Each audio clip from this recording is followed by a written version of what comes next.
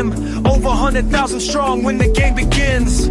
Charles Woodson legacy, Desmond did his thing. 25 Big Ten titles, let the victory bell ring. Harbaugh got the squad right, running through the frost. Every Saturday we prove why you shouldn't get us lost. Testing teams like practice runs, leaving them behind. Michigan tradition, yeah, it's all up in my mind. Kinetic in the north, two teams, one force. Running through the game like a natural resource. Kinetic in the north, can't ignore it. Purple rain and Wolverine claw, watch it score. Viking horn blast, US Bank. Hello, and welcome to the Gamers Sideline Podcast. I am Lichemax626, and this is Kinetik615. No, you guys probably know him from the Maze Madman podcast and various other podcasts. We're here today to talk about college football 26. We got a technical difficulty. What's up? It does not look like it started streaming on my channel. On YouTube? Yeah. Let's go over there and you're double checking it on yours. I'll double check it on mine. Yeah, it still says waiting for Kinetic.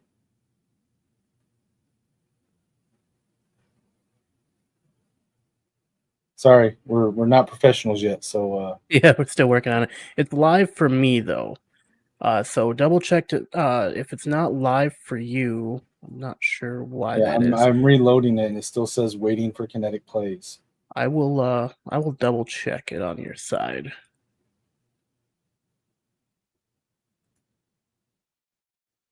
It shows that it is live now.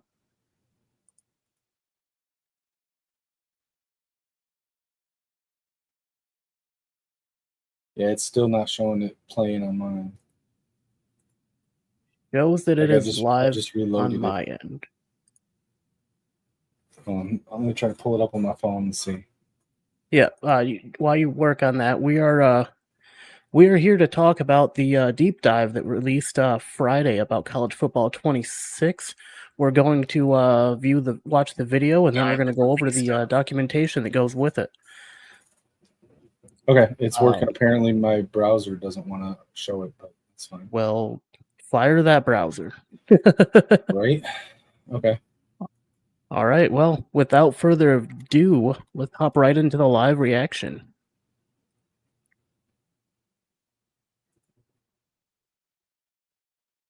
All right, go for it. Welcome to the EA Sports.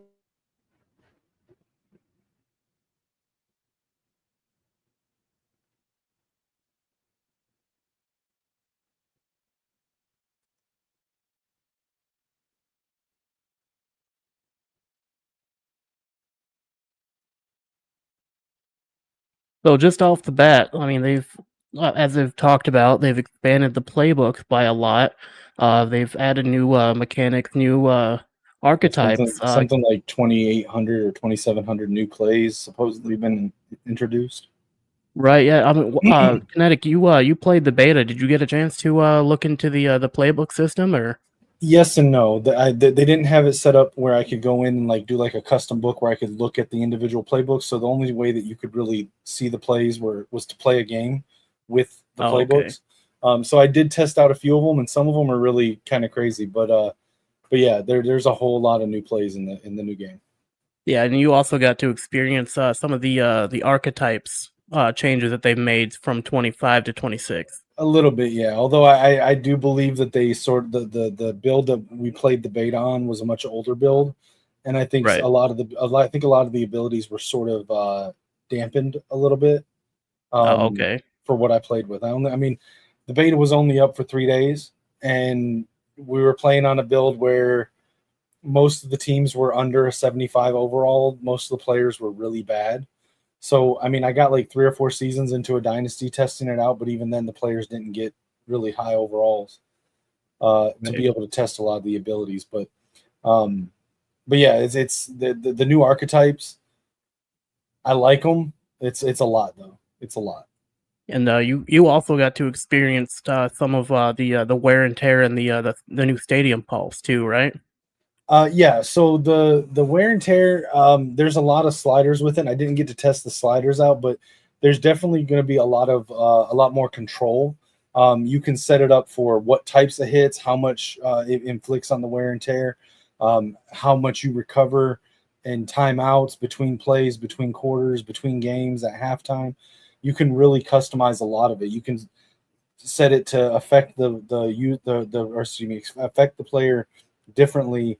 If it's a hit stick tackle, a cut stick tackle, a sack, a wrap up tackle, like you can really adjust the sliders and customize it a lot. So it'll take a lot of testing, but you should be able to find a pretty good sweet spot for it. Oh, that's good. Let's continue the video here. Let's go.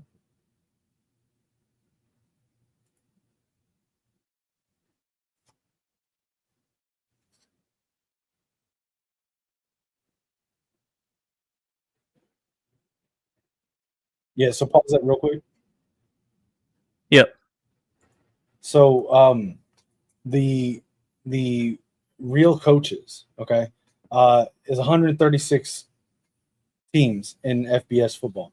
There are over 300 coaches. So not only are we getting the vast majority of the head coaches for all of the teams in FBS football, we're getting the majority of the coordinators as well. Now, obviously, not every coach is going to be in the game. For example, Bill Belichick is not in the game, just like he was never in the game for Madden. Supposedly, Coach Prime, Deion Sanders, is not going to be in the game as well. I'm a little curious if that's not a bluff, the same way that Arch Manning wasn't going to be in the game for 25, and he was. Right. But it's been reported that Deion's not in the game, and there are a lot of coordinators they weren't able to get into the game. But you're going to see a lot of the well-known coordinators. Both of us are Michigan fans. It's been confirmed that Chip Lindsey and Wink Martindale are in the game. Penn State's Andy Kotelnicki and Jim Knowles, they're coordinators. They're both in the game, along with the head coaches. So it's going to be very immersive, and it's going to get a lot of fun when you get into, like, obviously, if you're doing like dynasty leagues or doing a dynasty where you create your own coach, you're not playing with these coaches. But in the coaching carousel, it'll be interesting to see which of these coordinators that we all know you can get and hire as coordinators in the dynasties, or even some of the head coaches that become coordinators at different points. So it'll be interesting to see how that plays with the coach carousel and the real life coaches and coordinators. Yeah, I mean, from what they're talking about right now is the unique schemes that each coach brings to each game. Well, you were playing in the beta. Did you experience any of that, or had they not added that in by that build? No, when in the build that I played, they didn't have any real players or coaches. Okay, so they didn't have a chance to you didn't have a chance to experience like the coaching alterations that would happen throughout the game, like Not what they're really, talking yeah. about here. Yeah, no, I don't believe that I experienced any of that. The gameplay itself was a lot of fun. I will say I think the AI adapting to what you're doing was a little bit better, but even that I don't think was where it's going to be with the launch version. So like if you were to run the same play multiple times, the defense really did adjust for it. But aside from that, though, I didn't really get a good feel on that with the build that we played on. Speaking of the plays, did you see this formation they're highlighting right here? Power I Hulk. Yeah, so that is okay, hold on. So that's got WKU playbook, Western Kentucky. So this is interesting. Okay, let's see. So is that it's like an offset power I. You've got kind of you've got like a wing formation with two tight ends on the line, and then you've got you got a fullback. You got a running back. It looks like two running backs and a fullback in the backfield, or maybe that's a tight end, a third tight end. But you've got two tight ends on the line, unless they're doing the jumbo sets like what Jim Harbaugh used to do at Michigan, where he'd bring 6 and 7 offensive linemen out on the field and not tight ends. So those two guys on the ends on the end of the line there might be offensive linemen, not tight ends. I mean, Power I that uses 3 tight ends, 2 on the line, 1 in the backfield with a fullback and a running back on the field, right? Well, that was the Maryland I. The Power I is effectively the same thing. It's just one. the Maryland I, you had one or two tight ends, depending on which set it was, on either end of the line. So you had 6 or 7 offensive linemen, basically. And then you had the quarterback, and then directly behind him in an I formation, you had a fullback, a running back, and then a tailback. And usually you would hand it off to the tailback.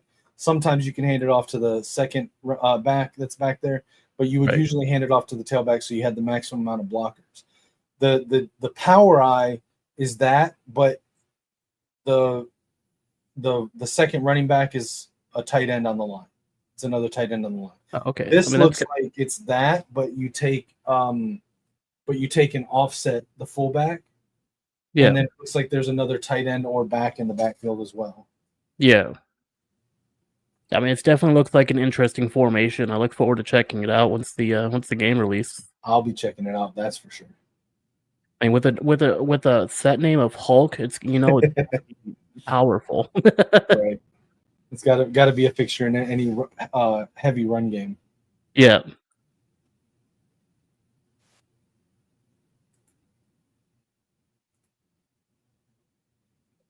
$800 new plays, 45 new formations. Oh, there's more than 800 new plays. New option types too, new motions.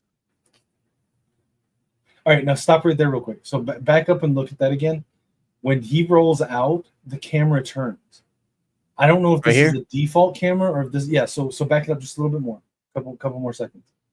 So if you watch when he hikes the ball and he scrambles out of the pocket, the camera rotates so that, remember in the 25 or in the older Madden games, when you'd roll out, you would almost lose sight of the left side of the field here. Yeah, like that right there. The camera's rotating almost like like you're on an all-22 drone camera. Yeah. So that you can see the entire field.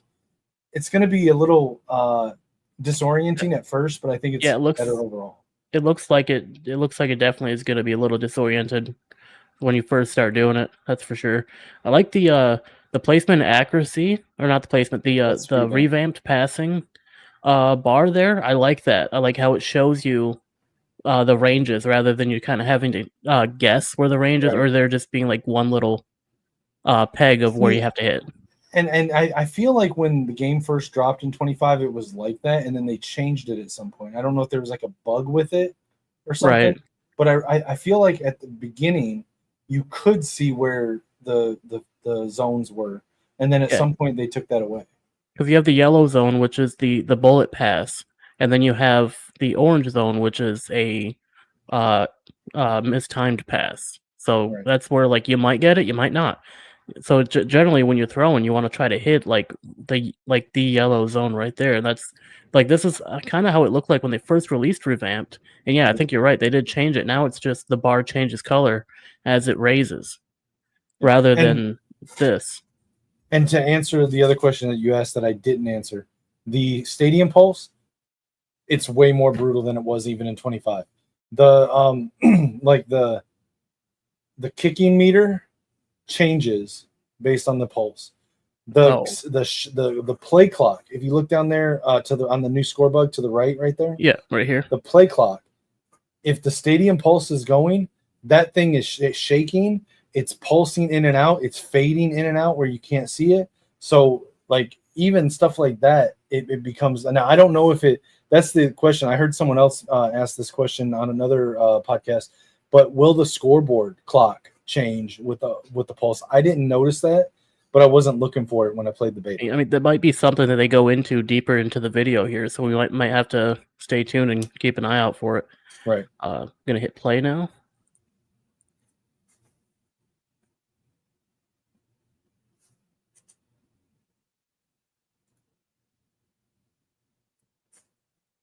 So there are new abilities. I tried to find a list of the new abilities, but there are some new abilities. I think there's like 5 or 6 new physical abilities and a couple new mental abilities.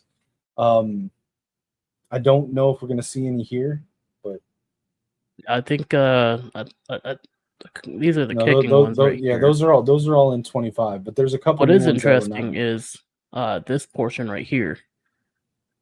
Yeah, so this is formation subs, I believe. Yeah. This will be really interesting because like you can set up not just by formations but by formation sets.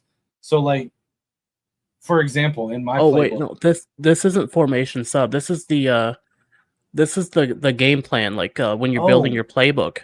okay, So this is how you rate them now.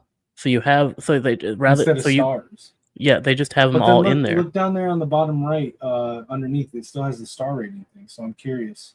Yeah, but instead of like just like choosing a star, you just like they all start out at 10. It's like It a looks frequency. like It's like a frequency percentage yeah, one.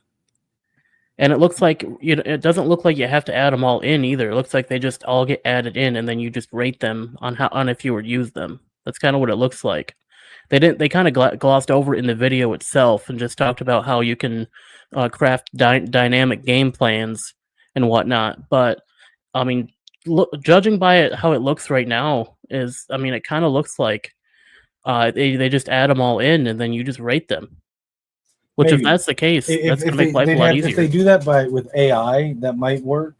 I'll have to see how it works though, because Yeah, I mean I look they may for just be using a stock playbook. And something I noticed with the stock playbooks, when you go into like if you were to go in and create your own playbook and use a stock playbook as sort of a base to start from, yeah, almost all of the plays that show up like in a game with a stock playbook are only yeah, rated with half a star.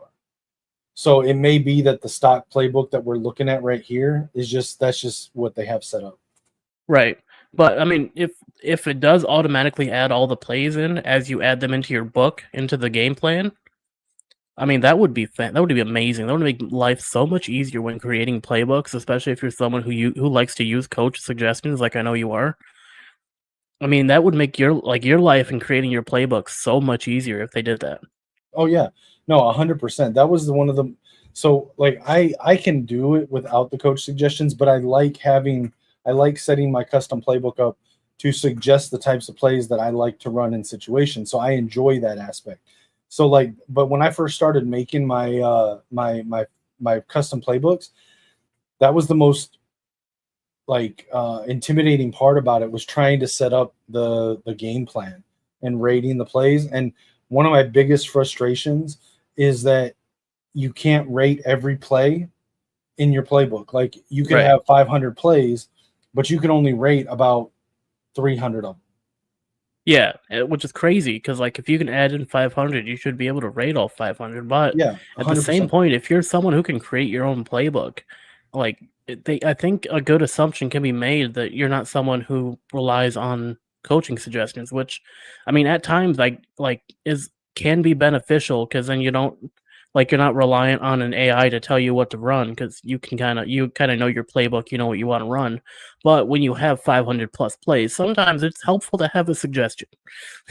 Well, and the thing for me with doing it, like, because I could play it without the suggestions. Right. And there are plenty of times where I want to run a specific formation or specific play, and I'll go to formations or I'll go to play type or I'll go to favorites and I'll search out the specific play. But something that I've found, especially in user games, and my playbook is really designed for this, is to not let a person key in on what I'm doing because they've seen me do it. So Right.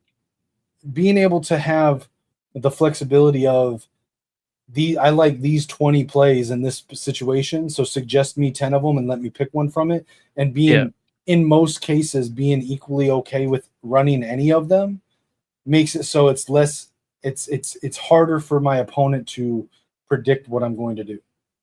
Yeah, see, for me on the field, like when I'm using a custom playbook, I just like to keep them guessing with the same formation, so they can't really key in on if I'm gonna run it, if I'm gonna pass it. Like a lot of the times, you don't like it's hard to tell when you're just seeing the same formation. Like you know that out of this formation, I can either run it, I can pass it, or I can run with the QB, run outside, run inside. Like I can hit multiple areas of the field out of one formation. That's what I like to do.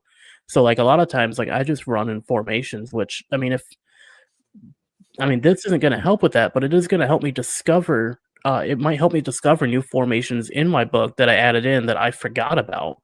If it'll Right. just suggest me. I can always, like, especially if I'm like low on time because I spent too long looking for a specific play, I know I can always just hop to coach suggestions in my custom playbook, pick a play and roll with it, you know? And I Right. mean, and if this does what I think it does, that'll be extremely helpful moving forward. If that is the case of what we're seeing here. Right.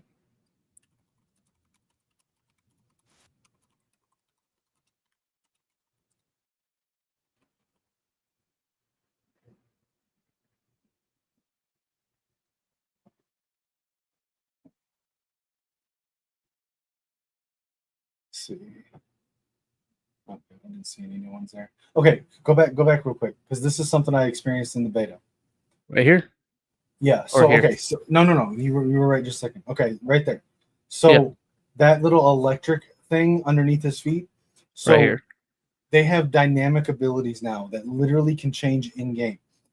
So depending on if your player gets hot or cold, let's say you have a player that's got, for lack of a better reference, let's say he's got silver.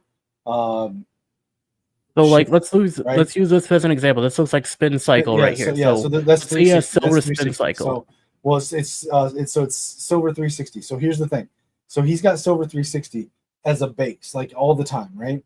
If he's Yep. got silver 360, but he gets hot, so kind of like how in Madden, like you can Like do X things that factor. trigger your X factors to turn on, right? Yep. If he's running hot and he just had like a big play or it's a crucial moment or whatever, you'll see this electricity go around him, and that what that means is that ability that it shows can jump up 1 or 2 tiers, a maximum of 2 tiers, literally in the game, and it can be for that play, it can be for that series, that drive, or it can be for the entire half. It doesn't. It varies. And I think also you said you experienced it sometimes becoming permanent too, right? I didn't experience that. I heard someone say that, but I have not Okay. experienced it or seen it confirmed. So But it's it can possible go that down too. So like so you could have silver, and if you've just not been able to get run like any runs through it all, that right. could actually drop down to bronze, or I don't know if it can drop off completely, but it can drop down too. And there's a new tier of ability. So previously in CFB 25, we only had bronze, silver, gold, and platinum. There's Yeah. a new one called Heisman. You cannot achieve the Heisman level as a base. It can Okay. only be achieved on the field through the dynamic increase. So, for example, say you already base have platinum, and Right. your player gets hot. He then goes up to Heisman It can. status I don't know. 360. I don't know what triggers it, but he can, like, it can happen. And he can go up to Heisman.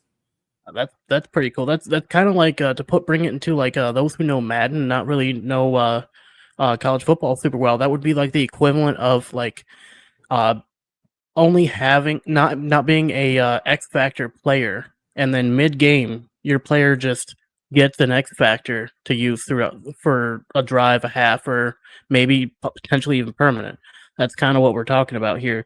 So like if he starts out like at silver, he has a really good plays. He comes out, he gets hot, he like just blows them away. He can potentially get this right here, which is and go from like a silver 360 to like what it is here, a platinum 360. Or if he's already a gold or platinum, it's there's a possibility of him going up to a Heisman for that drive, that play, or even that series.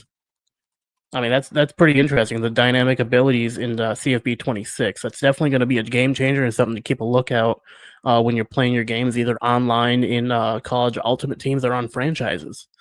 Definitely gonna want to keep an eye out for that. Right. Hey, while you start this, I'll be right back. I gotta go step away for a second. Alrighty.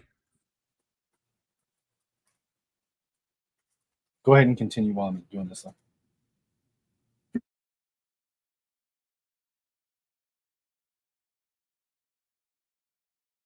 Okay, so they just talked about it right here. So if you already have a platinum ability on your player, if they get the if they get that boost after a big play, they will automatically go up to the Heisman tier for a certain amount of time.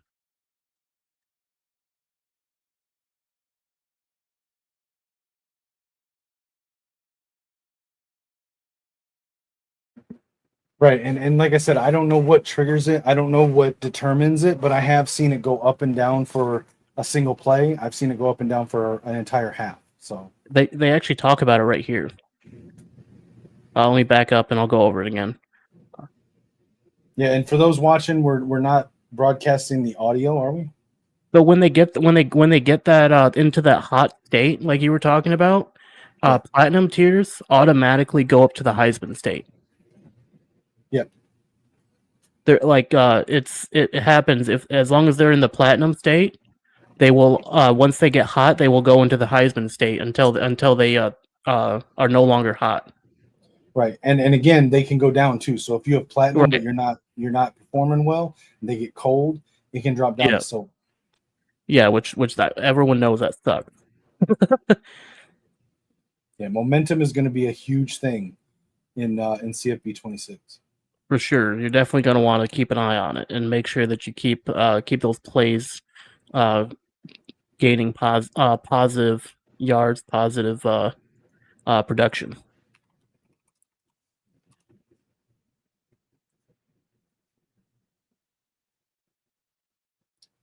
Now that was crazy. Did you see that? The one-handed catch. Yeah. So that, from what I understand, those type of plays can only happen when you get that hot move to Heisman for the ability. That may be wrong, but that's what I was told. Well, but if you look right here, he's not hot right here. Well, it doesn't show it all the time. Like the Right. the little graphic only happens for a split second before pre-play. Oh, okay. But like a one-handed grab, that's crazy. Like that style, that's crazy. I mean, yeah, that's typically only something that we've seen really in Madden thus far. I don't think they have those spectacular catches like that in college football, at least right now. Well, they do now. That I know of.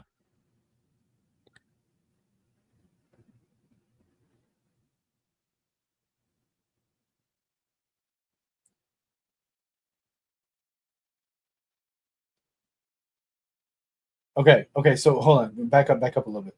So here they're talking about the limitations on the quarterbacks being stuck behind taller linemen. Yep. So if you back up a little bit real quick and watch the button over the top of that receiver's head. See right there, it's grayed out. So that's because if you were to draw a line from the QB to the receiver, if it goes through a lineman and the QB and receiver are not far enough away from the lineman, then it grays out. And that doesn't mean you can't throw the pass. It just means it's going to have an accuracy. It's going to take a hit to accuracy if you throw it while it's grayed out. Yeah, because you can see right here, like these buttons here, like these two right here, are blocked by these two linemen from this quarterback right here. So they're grayed out. Right, and that's this guy is clearly seen by the height of the player, of the quarterback, of the offensive lineman, and of the distance between them, and the distance between the quarterback and the receiver. Yeah, that's gonna bring a whole new field to a new stat to look at when you're recruiting your quarterbacks and your linemen alike, because you don't want to match a short quarterback with like giant lineman, because he's not going to be able to see his receivers. As you can see here, like he can't see these two, otherwise it's going to be you're going to have a harder time playing the game. Like it's not going to be impossible, but I mean, like you're going to lose sight of your receivers. Like so, here, you can it even goes into strategy clearly, so it's lit up, and you see these two are grayed out because and that's the distance between these two. It's the distance between the quarterback and the receiver. So one of the things that you can do, it goes into strategy, because if you, I'm not saying don't recruit smaller quarterbacks. If you want to recruit, if you find this gem, awesome 5'11" quarterback or 6 foot tall quarterback, still recruit him. But understand that you're going to want to change your game plan a little bit if you're starting that quarterback, because you're going to want to be in pistol and shotgun more and under center less. Look at the NFL. Kyler Murray is like 5'10" or whatever. He runs almost exclusively off of shotgun plays for this very reason. Right. So I mean, you're going to run if you've got a shorter quarterback, you're going to run more out of shotgun, more out of pistol. You're going to run more rolling out of the pocket, stuff like that, than maybe some of the traditional under center pro style plays that you could do with a taller quarterback. Yeah, like as you see here, like as he gets farther out, it starts fading away. Then it highlights Right. when he's got a clear sight line to him. Then after he throws it, it goes away. Right. So the ball. So you definitely are. It's going to definitely put a new level of strategy into the game, because I mean, also he overthrows it right there because he couldn't clearly see the receiver. So you're going to take a hit to penalty to your accuracy as well. Right. It looks like, from having a shorter receiver, or not a receiver, a shorter quarterback compared to your lineman. It looks like it's not gonna be a great time for you. Yeah, exactly.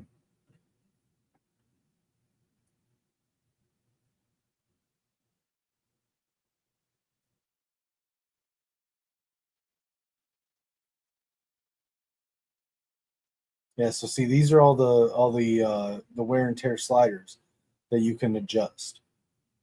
And I mean, you can adjust it by position, so you can set it so that like certain positions take more or less wear and tear from hits.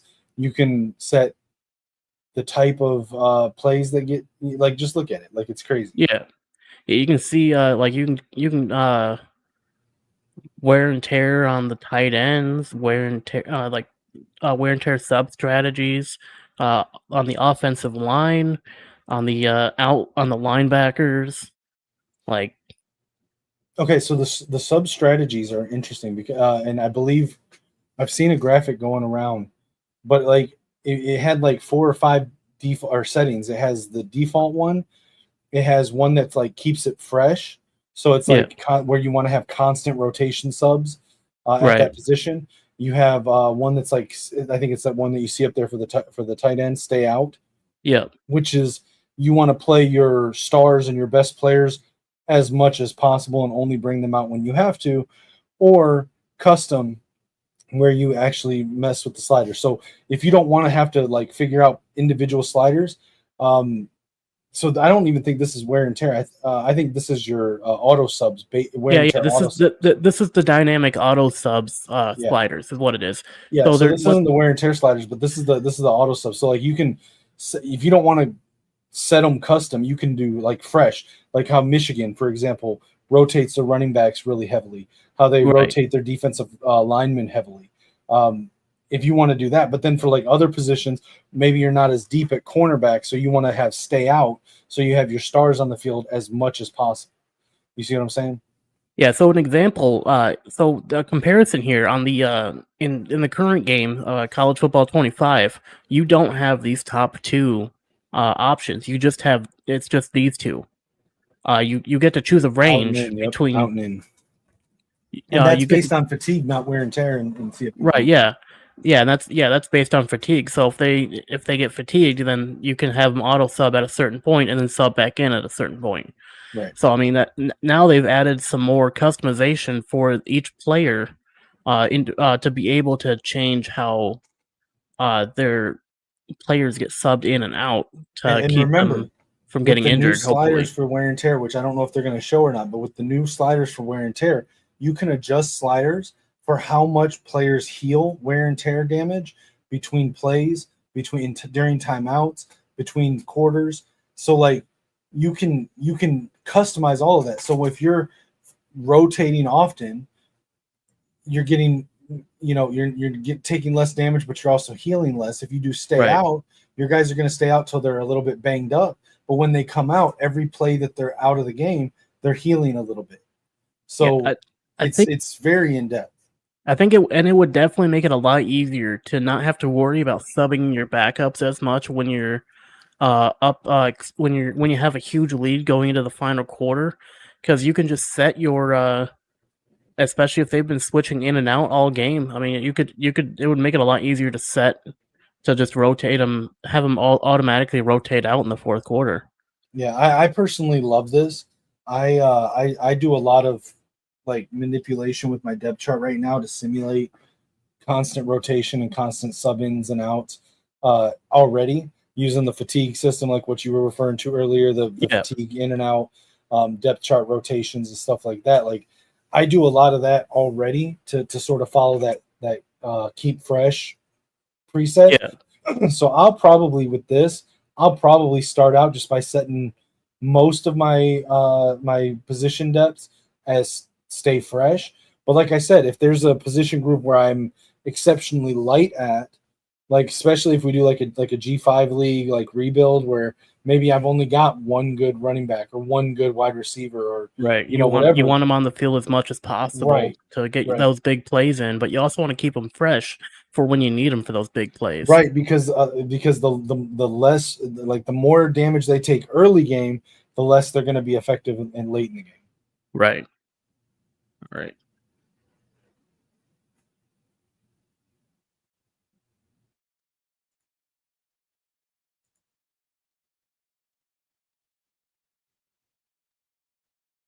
So these are the game options right here for wear and tear. So you have a normal tackle impact. That's the impact on the to the player for the normal tackles, the catch tackle impact.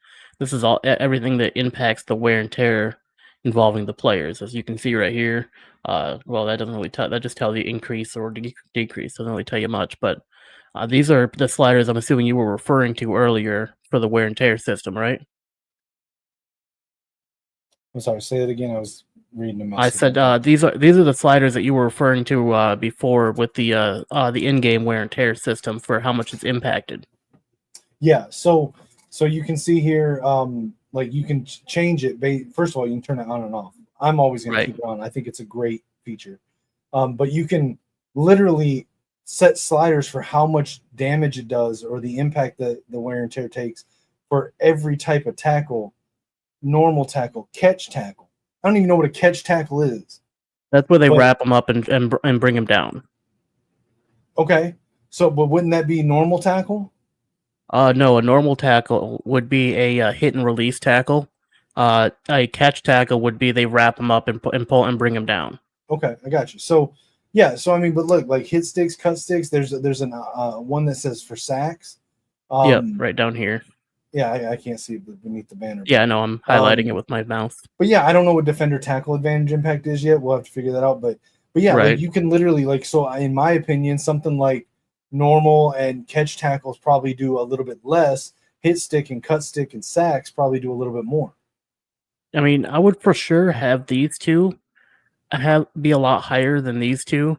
I don't know about like having sack. Well, sack would be on the quarterback, not necessarily on the defender itself. So I guess yeah, that would make sense because you're hitting the quarterback. The reason I think sacks fit with hit stick and cut stick is that when you played high school football, yeah, we both played D line.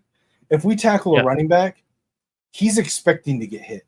He's running the ball, expecting to get hit, and he sees us coming. 9 times out of 10, a sack, either the quarterback didn't see us coming or sees us at the very last second and does whatever he can to protect himself, but he was doing something else. You know what I'm saying? Yeah, his eyes were down the field. He wasn't looking at this guy coming out of the corner of his eyesight coming in to ruin his entire day. Right. So maybe the sacks don't have as high impact as hit and cut stick, but maybe a little bit more than catch tackle and normal tackles. Yeah, I would say that would be fair for sure. And they had block impact as well. Now, this is something that I've heard debated about. The weather. If you go back to the what is it, a block? Yeah, there was also block impact on the wear and tear. That's a hard one to gauge because like it's a car crash on the defensive and offensive line each time, but it's a lot of sumo wrestling. It's a lot of hands to the chest and face. Right, it's not as much hitting and tackling. So like, right. I mean, the only thing that I can think of is it would have more of a impact on like their fatigue than their like actual like risk to injury, more or less. Right. So I'm gonna have to test that out and see like does it just give them more fatigue or does it actually like injure them? Right. Because depending on where that falls completely changes my opinion on that slider. But go to the next slide where it was showing the weather, the snow game. So the weather impact in CFB 26 is not the same as Madden 26. This is effectively going to be the weather stuff that we had in Madden 25. I would expect the weather updates that people have seen from the Madden deep dive, those will probably be added in next year's college game, but they're not, at least as far as I know, in college football 26. Now, I don't know how big of a task that would be to implement that into CFB 26 as a patch. I don't know. But so maybe we'll see that at some point. But I don't think we'll see something like that in this game. If it's not already going to be in the game, yeah. I don't think we're going to see it, because I mean they said the same thing about implementing crossplay into 25. They said it would come in at a future update, and here we are, the future update, right. Which is a whole new game, you know.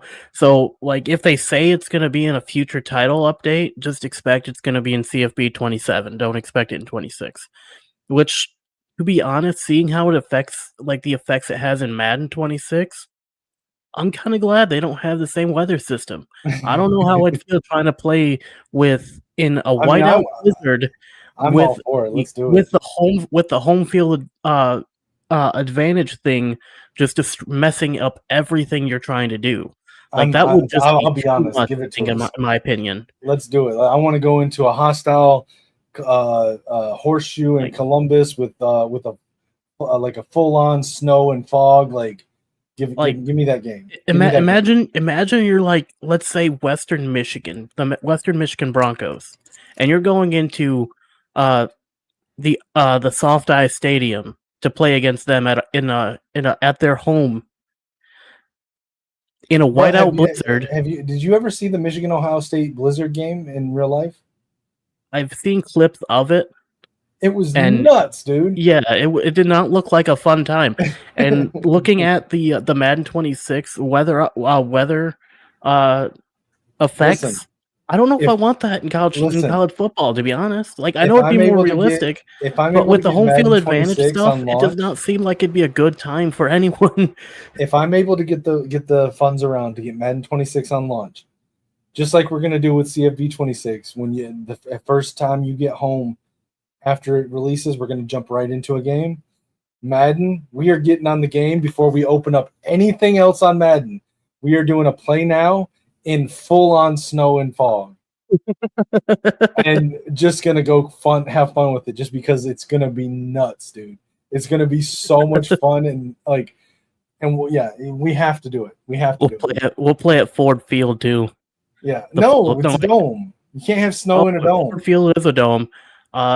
Who doesn't have a dome? Who's a winter state? We could do at Lambeau, Green Bay, or Soldier Field in Chicago. Oh yeah, that's true. Or MetLife Stadium, something like that in New York. I think the Northern Blizzards are a little bit worse than the New York Blizzards, to be honest. Maybe Buffalo. I know that gets bad. I know for some people who may watch this, that might seem like a controversial take, but keep in mind we're from the North.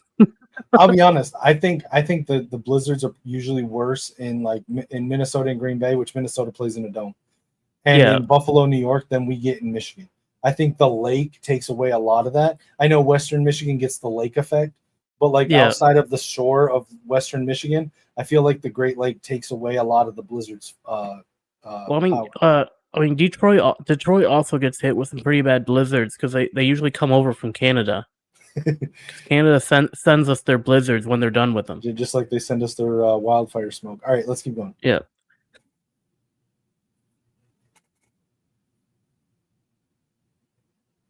So they just talked about it. There's going to be weather modifiers that are going to impact it to wear and tear for warm weather states coming to play. Warm weather teams coming to play in cold weather teams, and vice versa.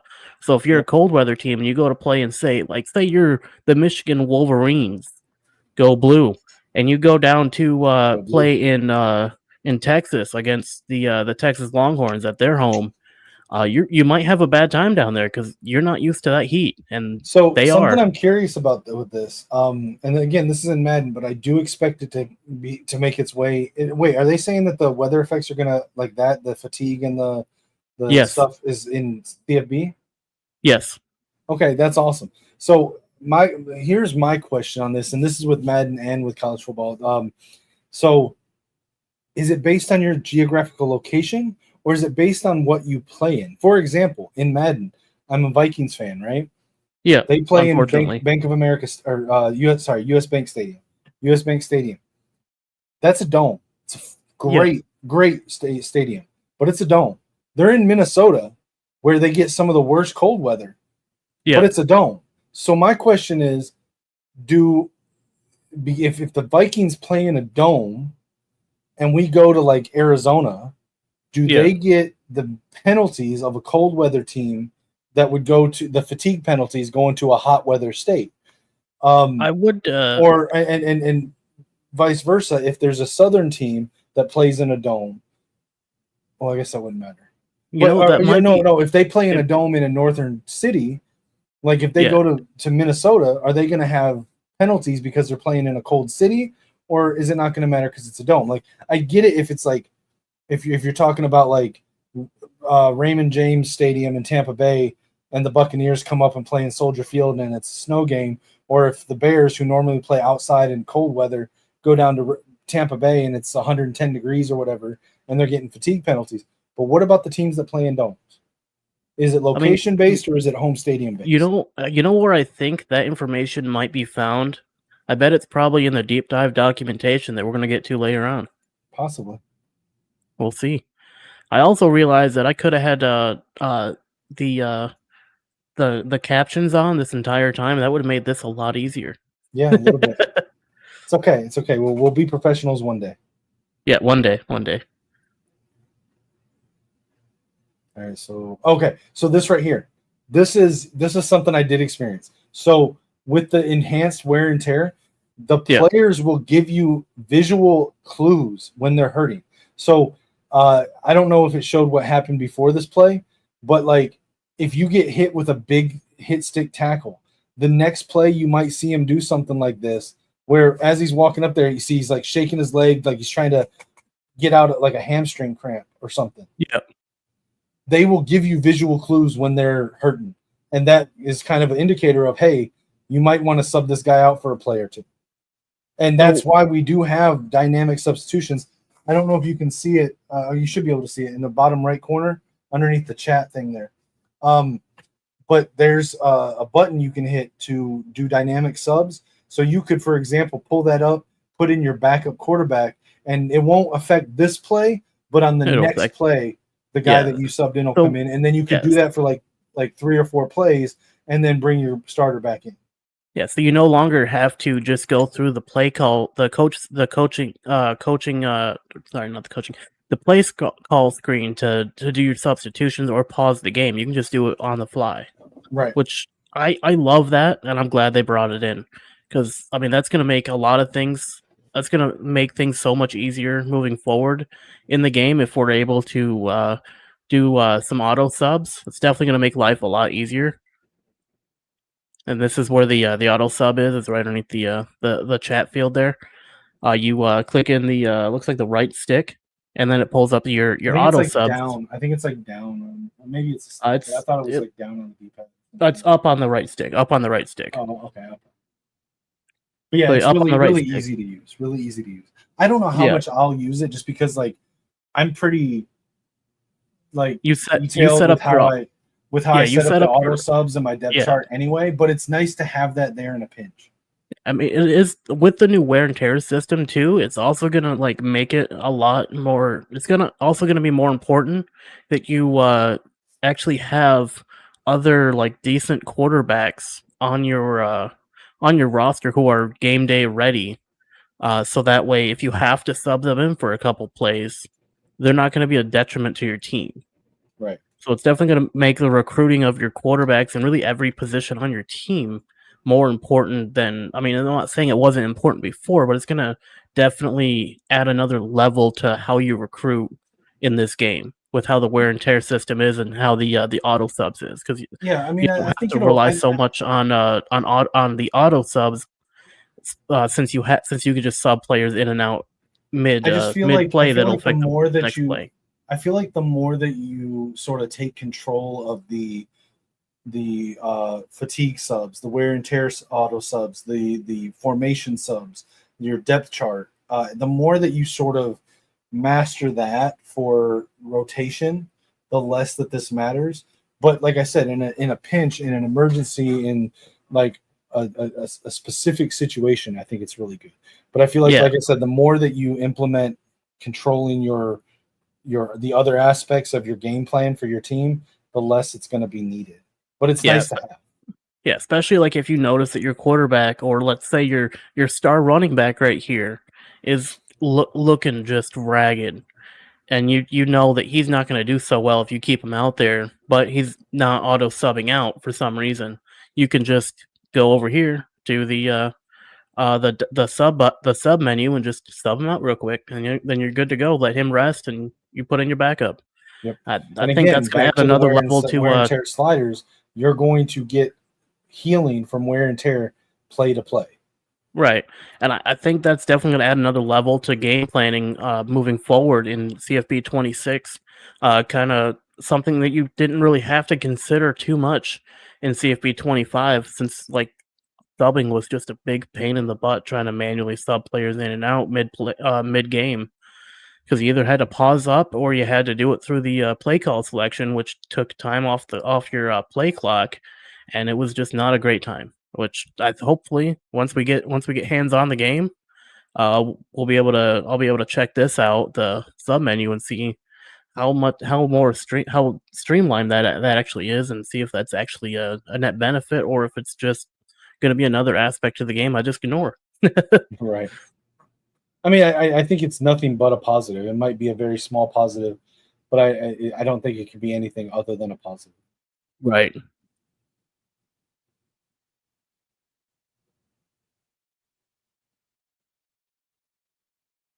Okay, real quick, this is not boom tech. It is not boom tech. No. So basically, from what I've heard, and this was based on a lot of what I heard following the Madden deep dive, boom tech was the branding that they put on physics-based emphasis on Madden's game last year. But it didn't really work the way they wanted it to. But the concept was correct. So in both Madden and CFB 26, they've basically taken out the parts of boom tech that didn't work, and then took the ones that did and enhanced them. And so it is not boom tech for those that didn't like boom tech in Madden. It is not boom tech. It is, however, physics based, and it goes beyond more than just tackling. It does matter in tackling, but they've streamlined like how the tackles interact. They've streamlined so that you have the correct animations. You're not like tackling and like bouncing off of each other in unrealistic ways. It's more about your height, weight, the speed and momentum you've got, your ratings on break tackle, tackle pursuit, all of that factors into how the tackle happens. But it's just a greater emphasis on size. So like a 5'10" DB trying to tackle Brock Bowers is going to be a lot harder than it was in previous years in both games. But it is not boom tech. It is the best aspects of boom tech enhanced, but it's not boom tech. Well, it's definitely going to put more of an emphasis on your angle of attack when it comes to getting that tackle successfully, rather than be like in Madden, where you can, depending on the settings you have set up for yourself with boom tech, you can basically be at least somewhat near the target and still be able to get a good hit stick off on them. Whereas in this game, it sounds like what you're saying is the angle of pursuit is going to have a bigger impact on whether or not that tackle works, along with like your player's size and their weight. The angle of pursuit has a very small impact, but it's bigger than it did before. Right. So with the physics-based tackling, also, it's also going to put a hamper on those who like to make who like to just make their players look bigger on the field, because you can't if you change their weight, that's going to have a gameplay impact now, whereas before it really didn't. So like before, if you had a player that looked big, but in his bio it showed he was like 195, but he looked like he was like 300, and you wanted to change that so it matched, you can't do that anymore because it has an impact on the game now. But on that note, from the beta, I can confirm so in CFB 25, a player's height and weight never changed. Like Right. you would recruit an offensive lineman out of high school who was 280, 290 pounds, and he'd be at your school for 4 or 5 seasons and never get any put on any more weight. Yeah. That has changed. The players now will go up and down in weight. I've heard people say that they saw it in the beta go up and down on height. I did not see the height. It is, it's obviously a lot less common for 18 to 23-year-old kids to gain height than it is. It's less common than it is for them to put on or lose weight. But the weight does change, and with the physics-based engine, that weight's going to matter now. Oh So yeah, if for you sure. if you move a DB to linebacker, Yeah. over the next 2 seasons, he's probably going to put on some weight. If you Or move a for running back athlete to defensive line, he's going to probably put on some weight. But the negative is because in CFB, a lot of times I would move athlete running backs to D line because they would develop like crazy, but they'd never gain any weight. So I'd have 190-pound, 205-pound defensive linemen. Now, until they put on some weight, that's going to be a little bit of a mismatch against some of the offensive linemen. right. And I mean, along with that, like there are some people in the leagues that I play in who like to take like fast receivers and move them to tight ends. So I mean, that would actually Some filthy make bugs it do that kind of that would stuff. actually make it viable. Like make it would actually have some sense behind moving them to tight end if you want them to get to put on they'll actually put on weight and become like an actual tight end instead of remaining as a receiver. So they could potentially Right. lose speed in that aspect. Yep. So they could start off as like a 99 speed excel, and then we move them to tight end. Their thought process and their the scripting in the game is, oh, we gotta get some weight on because I'm a tight end now. I gotta block along with being able to run a route. So I gotta put weight on so I can block effectively. So that's definitely gonna put a hamper on those people who like to move receivers to tight ends for that speed benefit because there's a good chance that receiver is gonna gain weight to be a tight end. Right. And that's I like that. That definitely takes one aspect out of the game that I really And not a huge fan of. I will say this too, and this may have just been the build that I was playing on for the beta, but the recruits very, very rarely had speed or acceleration higher than 90. Yeah. However, they seem to develop speed and acceleration better or more easily than they did in CFB 25. So it's not going to be as easy to recruit all these burners on offense and defense. You're going to have to recruit guys that have 84, 85, 86 speed and then hope that they develop. Right. Which that's definitely going to add an interesting aspect to the game going forward into CFB 26. And like at first I hated it, but the more I think about it, I kind of like it because it takes some of the emphasis off of having to have super fast players. Right. And like they can still develop into 90 to 95 speed and excel, and the really, really good players can develop like higher than 95, but Yeah. it takes the emphasis off having to find them because the majority of receivers, for example, on most teams are going to be in that 85 to 90 range. So it takes the emphasis off that you have to have those 90 plus guys. Yeah. Which that's going to be a really good thing moving forward. I think so.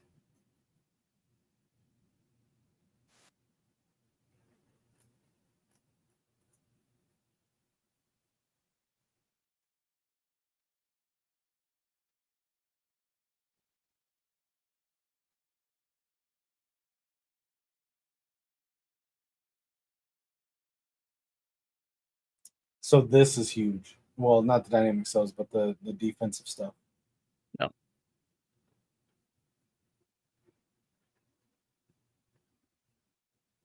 Okay, back up. I just want to point something out real quick.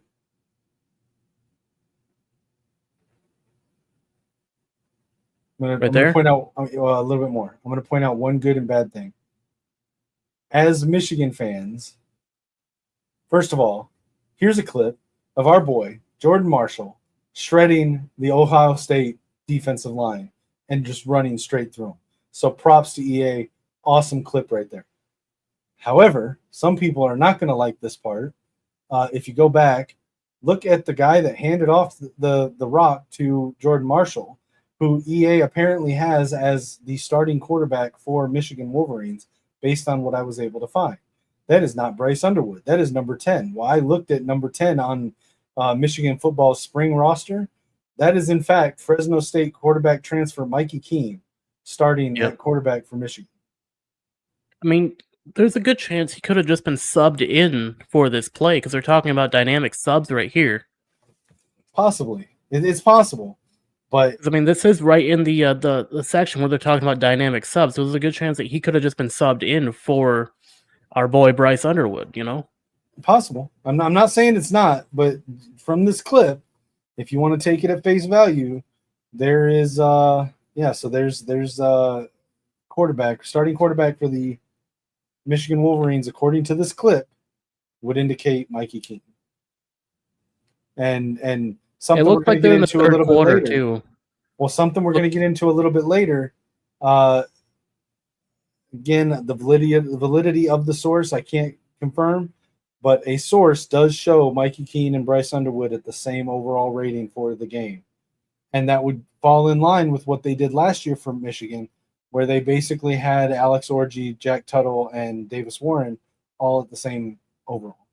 Starting out of the before the first roster update, at least, because after that they completely nerfed down Alex Orji, and raised up Davis Warren. Right, but the final ratings though had them all at 75. Yeah. So, but anyways, those again just sort of a little Michigan thing there. Jordan Marshall running right through the Ohio State defensive line, like they weren't even there. Like they rolled out the red carpet for him and everything. Oh, here's the that's the dynamic here's the subs. Right there. Yeah. So this is the sub menu that you get when you flick up on the right stick. This is actually pretty interesting. It shows their overall, their status. I like that they show the overall because that's something that's been missing in the games. Is it's always just showed the names and you just kind of had to know the overalls. So I'm glad that they show that, and it looks like it also shows the biggest impact on wear and tear. Like if you look here at Phillips, wide receiver 4, it shows that he's got some wear and tear on his right foot. Then wide receiver 3 here, the slot receiver, C. Hagan, has wear and tear on his left leg, and he's at a 62 overall and a 64, and then it shows he's got heavy wear and tear right here with that red box there, and this one, and the same with the slot receiver, C. Hagan, also has a lot of wear and tear.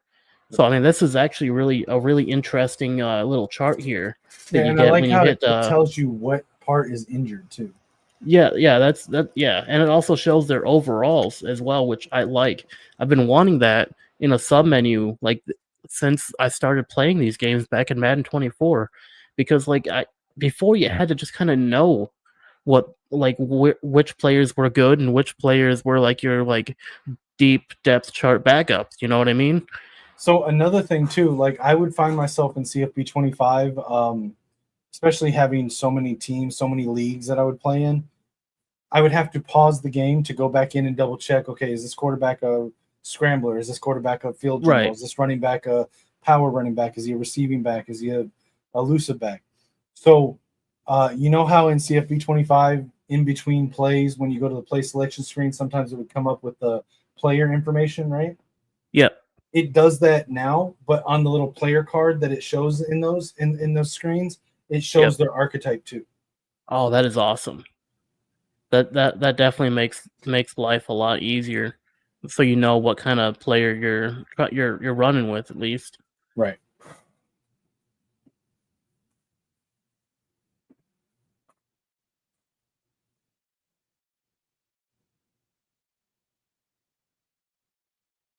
Okay, so I'm going to be honest with you. I don't know if the blocking AI has gotten remarkably better. It is slightly better, at least slightly better. What they're talking about here is your ability to control the direction of the blocks to create a hole here. So it looks like what he did is he changed the blocking scheme of this guy right here to push him more outside, and then this guy's pushing more inside to create a hole right here for the running back to run through. And I think that's Right. something that I really think has been missing from the game, because like in actual football, you can control this kind of stuff on the line. I don't know why we haven't been able to. What's unclear here though is that a pre-snap adjustment Yes. you make, or is that a post-snap steering, like playmaker steering? Let Because me see. on the flip side, the defensive linemen have an ability now to control blocks that is post-snap. So I'm curious how that interacts. Was that like, you see what I'm saying? Like, was this an adjustment he made before the snap to change the blocking for that gap? Or was it something after he snapped the ball that he pressed on one of the joystick, like the right joystick or something, to be able to direct the blocker? So it looks like it's post snap that you can direct the blocks, kind of like with playmaker is what it's seeming like. So how does that interact then with the new defensive lineman ability to steer blocks as well? I would assume it's probably a similar mechanic. Would be my guess. But how does that, like, let's say I'm playing against you and you're running the ball and you're steering your offensive lineman, and I'm controlling my defensive end that's on that lineman, and I'm trying to steer the block my way. What determines who wins out? The strength and skill of the players. So it would be your defensive lineman skill against my offensive lineman skill, and you'd clash together, and whoever has the highest skill and the highest strength would end up pushing out. That makes sense.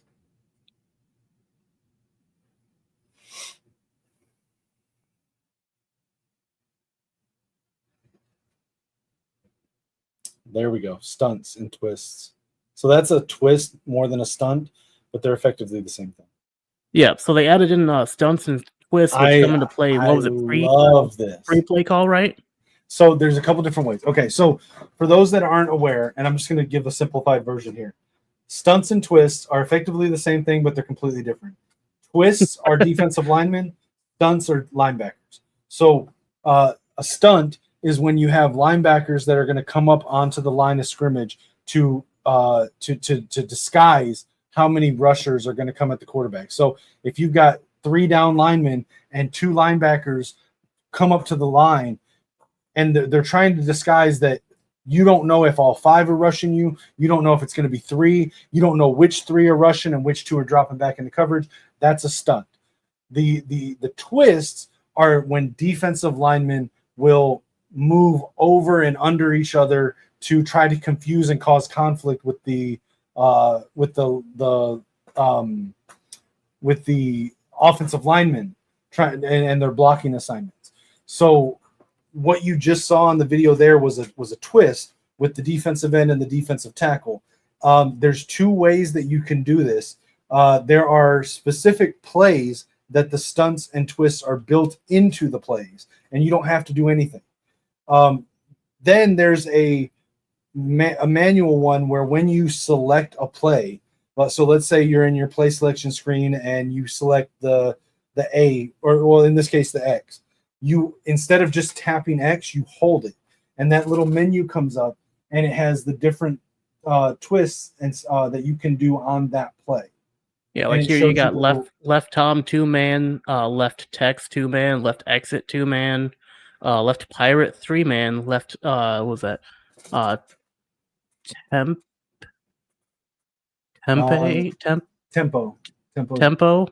That looks like an E. Left Tempo 4-man are the one that we see here. So I mean that's definitely going to add another level to the game. Like right here, here's a good example. Like normally in CFB 25, all of these guys would be angling like they are here. Like this guy angle this guy way, this guy angle this way, him angle like that. He would normally be angled just like straight in or like straight out or over here, but they chose a different scheme to where he's gonna now shoot out, he's gonna shoot in, and he's gonna come try to wrap around 68 right here to get in to get the sack on the quarterback right here. Yep. So I mean that's definitely gonna add another And layer I'm of. going to point out something here too, is that you want to choose what plays you do this, knowing what's going to happen on the play. For example, if you on this twist or on this stunt right here, or excuse me, twist. Let's say you had a DB lined up just outside that defensive end, and you were on a nickel blitz right there. Yeah, and which it looks like he does have a twist, DB lined up right over here. right? But if you were to do a twist where you try to pull that tackle inside to open up the lane for the nickel blitz. Yeah. Like there's so much strategy involved in this. And shout out to Dallas in the chat. You want to bring up that comment real quick? So yeah, so this is my biggest concern about all of these new features on offensive line and defensive line are the meta players going to find ways to glitch out the line with these stunts and twists. I mean, I will be the first to say that for a fact they are going to. They're going to find the glitchiest ways to mess with the game's AI, because EA AI is not hard to mess with, because it doesn't seem like they put their best foot forward when it comes to developing the intelligence of the characters on screen. Yeah, I mean, my hope is that EA is going to at least try to combat that as much as possible, more than they have in recent years, because they've been trying to get that out of the game, but they haven't been as vigilant as they could have been. I mean, I think it's very naive to think that players won't figure out how to do it. But that's why I love the leagues that I run and that I'm part of, because we've all basically agreed not to do that stuff. And it makes the game so much more fun, so much more immersive when you're actually trying to play a football game instead of trying to beat a video game. Right, yeah. And I mean, and one thing you also got to keep in mind is there are millions and millions of people playing these games, trying out different tactics, different game schemes. It's inevitable that regardless of what EA does, that there's always going to be those glitch plays out there, those glitch adjustments that are just going to mess with the AI. When you have millions of people trying things, someone's going to figure it out. In the internet world we live in, it's going to be online. You're going to be able to find it, and you're going to be and then everyone's going to be doing it. So I mean, I hope it gets significantly better, and I hope there's a better way to combat it from the offensive side of things than there has been. Because currently your offensive options were slide left, slide right, max protect, and hope for the best. Right. And now with these ability to block, steer, and everything, hopefully it improves the way that we can block those glitch blitzes that we see, like the looper blitz, the crossfire, the Sam Will, the mid blitz 0. Like a lot of those blitzes, like if you depending on how you set them up, they end up being extremely glitchy to the line and also to the play. So there is a new mechanic, and I don't know if the video is going to touch on this or not. There is a new mechanic that is helpful in combating some of these things. So correct me if I'm wrong. I haven't really tried to study how to do those glitch blitzes as much as some people have, because I just don't play online against people that do it. But generally, what part of the glitching out has to do with is bringing a lineman down in range of the offensive lineman to put them on the blocking AI's radar, so to speak. You're basically creating a bluff blitzer is essentially what you're doing. So there's a mechanic now on offense that you can unassign a defender.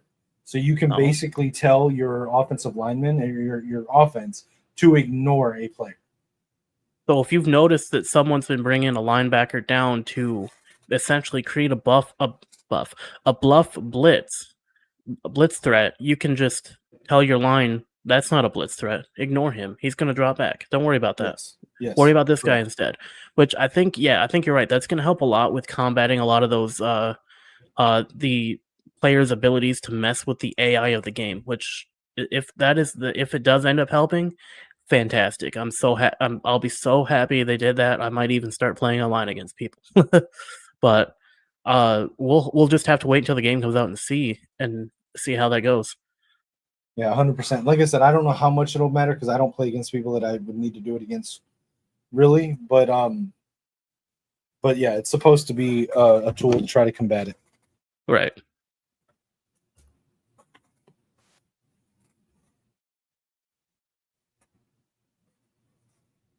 Let's see this. It doesn't really show a stunt here. It's showing a twist while he's talking about stunts, but Right. they're Yeah. effectively the same thing. It's all about bluffing and bluffing the rushers, putting the quarterback and the offensive line into conflict and confusion. Here's an example of a it's a cover 3 with a stunt. They got this right end over here rushing to the middle. So basically you're simulating outside pressure and then pushing for more A gap pressure. So they're anticipating that they're probably going to be doing a run up the middle here, and they have everyone essentially looking to defend the middle of the field, and they have one safety right end over here guarding the right side over here. I think this is the left, this is the right, but you know what I mean. Yeah, they're bringing pressure to the middle of the field to defend against like a either a gap run, or it's or they're trying to just push for a gap pressure on the QB, which I mean that is definitely going to add another level to the game. That's going to be extremely interesting to see how that plays out. It's gonna take a while to get used to it because like you have to select the stunt when you select the play, or the twist and stunt, and it's kind of hard because you can't like it'd be easier if you could see the front that the offense is coming out in first to determine which one you call. But so it really needs to be based more on what play you're calling that you want the twist and stuff on. Like I said, like if you're doing like a DB blitz, for example. So like, but I think as the game's out and we get comfortable with it, it'll become a major thing for people. Yeah. I think one thing it's definitely going to do, it's going to put more emphasis on trying to memorize more of how these formations look when they come out onto the field, so you understand where you need to put the pressure. Right. Like for this one, like this looks like a prime run play. They got the field spread out, and then they have the A gap here, the A gap on the outside. So they got 2 blockers over here, 1 blocker over here. So if he was going to do an outside, it'd probably be a counter going over this way because he doesn't have anyone really helping over here. Assuming he doesn't know this guy's coming to the middle. So it's either an A or it's a C gap over here. It could also be a pass play, but like in this kind of a situation, if you saw this formation pop up on your screen without knowing what it is, you'd kind of have to guess and see where you want to put pressure or just leave it as stock. See, and I'm not great at guessing plays, but just looking at this formation, I would think it's an RPO to either the running back or the guy that's behind the other receiver there. Yeah, I mean, it could all. Yeah, I could see that as well. Anyway, let's keep going.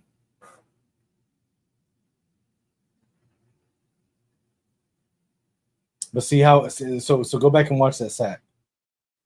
Watch the twist the stunt over top of the one defender right through the gap, and how the outside blocker is just completely taken out of the play right there. Yeah, it kind of slides right around him and comes in, which that's definitely pretty interesting. That's gonna add something else you need to worry about on offense. Like as if you need more to worry about on offense of them getting through. As somebody who likes to play defensive line players, I love it. I absolutely love it. Yeah. Like, I mean, give us more tools to put the defensive line on a better, on more of an even playing ground with the people that like to use their linebackers. Give it to us. I'm all for it. Oh, this is my favorite thing they added in right here. Custom zone stemming. I love that so much. I'm really excited for this. There's a problem with it, though. What's up? It's great in theory because you look at last year, they gave us custom stems on hot routes for wide receivers. But when you're on offense, you have control over how much time you have before the ball is snapped. Yeah. Remember last night when we were playing the game and I snapped the ball while you were still doing an adjustment and your guy fell forward because you happened to hit the button right as I snapped the ball? Yeah. Okay. You're not going to have time in most cases to figure out what you want to stem and then get the stem down and still be able to make your other normal pre-play adjustments. In most cases, if you really want to stem up or down a safety zone or something like that, you're doing that at the expense of your other pre-play adjustments that you normally do. Right. Which there are some defensive calls that I honestly sometimes just want to like move like a cloud flat, for example. I want to move that now sometimes. I just want to like during my normal pre-play adjustments, I just want to have the cloud flat not play 5 yards back. I want him to play at the line of scrimmage sometimes, And sometimes I want him to play like in the area of where most corner routes or speed outs go, just to defend that a little bit better. And I'm glad they added this in because I mean I think this is gonna help a lot, especially like with like the yellow zones here in the middle, the hook girls, the curl flats. I think those being able to stem if you're someone who uses the defensive line, being able to stem those up and down is definitely going to be a huge bonus because like Right. as on the defensive line, you don't have many adjustments to really make out on the field because you don't have to cover for you using one of the backs. So you really just have to kind of like I'm still making all kinds of adjustments. I'm sliding protection, or not protection, but sliding my line, slanting my line, moving my linebackers in or out or to the side. I'm shading in or out. I'm highlighting receivers. I'm doing all kinds of stuff on pre-play adjustments. In most cases, I'm not going to have time to do all of that stuff and pick a specific DB and stem their route before this ball is snapped. It's definitely going to give some emphasis on the offense for quick snapping. It's going to make that definitely a huge advantage, especially if you know someone likes to play stem. in a league that has accelerated clock on. Yeah, if you're playing in a league that has accelerated clock, then you're not going to really have enough time to do everything because they're going to be trying to quick snap every play. Yeah. So I mean, it's going to add another layer to the game, and it's also could potentially add another strategy on offense to mess up the defense if you know there's someone that likes to do this. Right.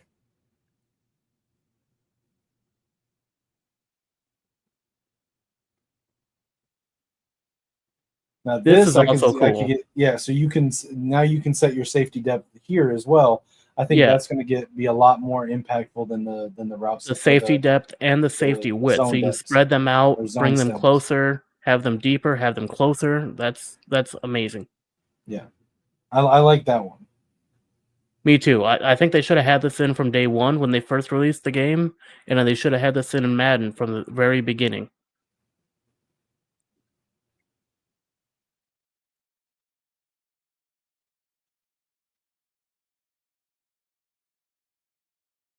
See, that right there, that's what I was talking about, wanting to be able to do. Like this right here. Like how he moves that down. I like that. I've always wanted to be able to do that without having to put it into like a cloud flat. You know what I mean? It'll definitely make it easier to defend against someone that's doing heavy RPOs. Right, for sure. Like you won't have to user this guy. You could just set that and then go back to your line. Or, I mean, rather than just like shading down and having this become a cloud flat or a soft squat, you could just stem this guy down to cover cover the line of scrimmage in a seam flat. And so if someone's throwing, like, for example, a read wide flat, he's got it covered. He's right there. He gets that once that guy gets the ball, he's there. He's stopping it. That's the end. Yep.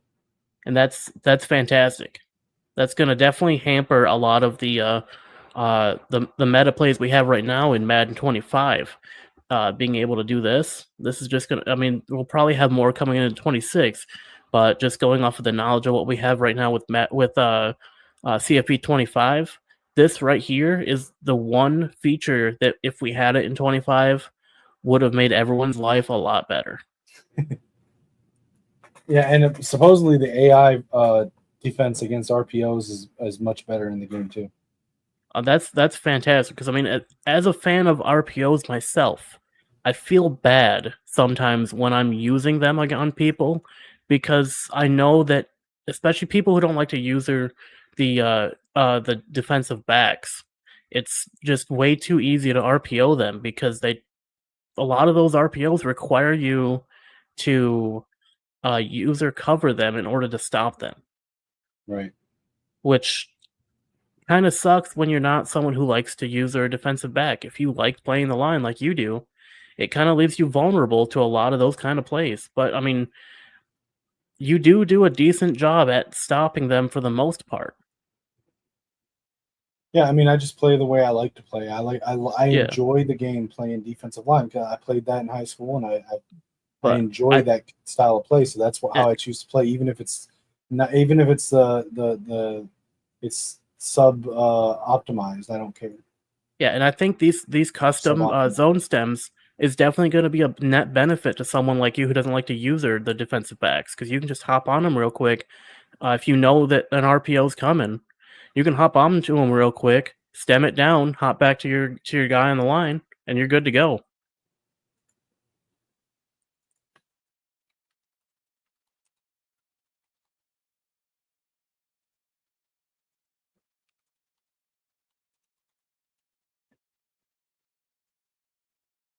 This right here Hmm. is crazy. Oh, it's nuts, dude. I can't even explain how much more brutal Stadium Pulse is in CFB 26. Like it just feels stronger. I don't know if it's going to show the play clock shaking, but it does. It fades in and out. It shakes. It's crazy. The dynamic lighting is going to be really awesome. There it The is right night there. games are going to be awesome. Yeah. The So it the like play fades clock out. It shakes. shakes. It fades out. It pulses. It's crazy, dude. It's gonna add another layer to the Stadium Pulse, which I am on record as saying I hate this aspect of the game so much. Because I mean, while it is semi-realistic, Oh, it's not semi. It is 100% I realistic, mean it's not completely realistic, but it is like it's a bro. decent way of representing the pressure that a quarterback is under in these types of situations when you're on the road. When Like you're on the road, watch Michigan at Oklahoma this year. You're gonna see you're gonna see this basically, and the thing is like when you witness it, when you witness a team playing on the road in the big house in Oklahoma, in Death Valley at LSU, uh, playing on the road in these major stadiums like you at Penn State, there's the famous Mobamba clip of where Michigan was there on the road and completely disoriented the quarterback we had at the time, and ended up losing the play count and yeah, getting a delay of game and all this stuff. yeah. So I if mean, this wasn't in the game, and someone tasked you with, "Hey, Lichemax, tell us how to simulate that in the game. Tell me a better way of doing it than what they've done." yeah, and I understand that. I just am not a huge fan of it. Like I I understand not being a fan of it, but it is yeah, 1,000% realistic. because I mean, like at times it feels like it's impossible to throw the ball when you're on the road because like sometimes your receiver icons they just don't show up and you can't even like select them as a So receiving so option. here's my only And then if okay. I'm sorry. Go ahead. I didn't mean I was I gonna didn't say, mean. and if you want to hot route someone to do something like just slightly different, you it either doesn't go through or you end up getting a offsides call because you try to hot route too many times. It's like I understand wanting to get the simulated that pressure of being a team visiting a tough home stadium. I just am not a huge fan of how it's represented. So here's the changes. The only changes I would make to it. Okay, these are the only changes I would make to it. It would not be so. Okay, after two unsuccessful hot routes, it would just look like it was successful. Whether Right. it was successful or not, you would not know until you snap the ball and run the play. Yeah. Because a receiver's not going to wave you off 17 times that he didn't hear the fucking thing. You're gonna hear it or you're not, or you're gonna think you heard it.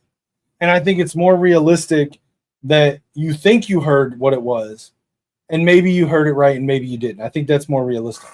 I think it would be more realistic. Hold on. The other big change I would make to it is that it would be much more likely to be the wrong route or to not be heard the first time the farther out you are, the boundary receivers. But if you're a tight end that's right on the edge of the line, if you're a tight end or a running back in the backfield, the quarterback, and we've seen them do this, will literally just walk over to them and scream in their face what they're talking about and then go back to their position. So, like, I don't think the crowd noise should stop the quarterback from communicating with the tight ends and the running backs, unless the tight end's like way out in the slot, like far from the line, like the wide receiver is. But like anyone that's closer than where the wide receiver is, I would not have them have any problem hearing the quarterback. Maybe if you do the hot route input and he didn't hear you, then your quarterback does a little animation where he walks 3 or 4 steps towards him, yells at him, and then walks back to his spot. So you've used a few seconds of time on the clock, but it shouldn't have to let me try 7 times to get this hot route going. I think one thing that would also be interesting, especially when it's the running back that's literally standing next to you. Right. I think one thing that would be interesting, especially for like the boundary receivers, is if you try it twice and they don't hear you, and the third time you do it, it shows it's successful, like you said. That's what I'm saying. Yeah. But it ends up being just a random hot route. Just any. Well, that's what I'm saying. It's a random route. You know. That's what I'm saying. Like the third time that you do it, maybe they heard you, maybe they didn't. Maybe it's going to show the right route, and maybe he'll run the right route, but maybe he'll run a zig because that's what he thought you said. Right. Yeah. He the QB thinks he heard him because he'll wave that heard you, but it'll just randomize a route right there because he knows that you're trying to hot route something, but he doesn't know what. But that should not be a thing for the running back that's standing right there. Yeah, for sure. Yeah, like someone who's like right here, or the running back who would be right here. Yeah, for sure. I'm with you there. Or even like adjusting blocking assignments on the line. Like he could just walk up and be like, "Yo, do this," you know. But outside of that change, I love the stadium polls, and home field advantage is a much bigger deal in college than it is in Madden. I mean, for sure, in the NFL. Excuse me. It's a much bigger deal. It's a much bigger advantage. You're like I said, as a Michigan fan, you're going to see it this year, week 2, when we go to Oklahoma. I mean, I'm not sure about that, but yeah, I'm not saying we're going to lose, but I'm saying you're going to see the effect of the home field advantage. Yeah, especially at a level that you're going to watch that game. And you're going to be like, okay, it makes sense now. Right. I mean, you can watch the week 1 Texas at Ohio State game as well and see the same thing. And then here's the visual disruptions on the kick now, where you don't see the power on the kick meter. Yep.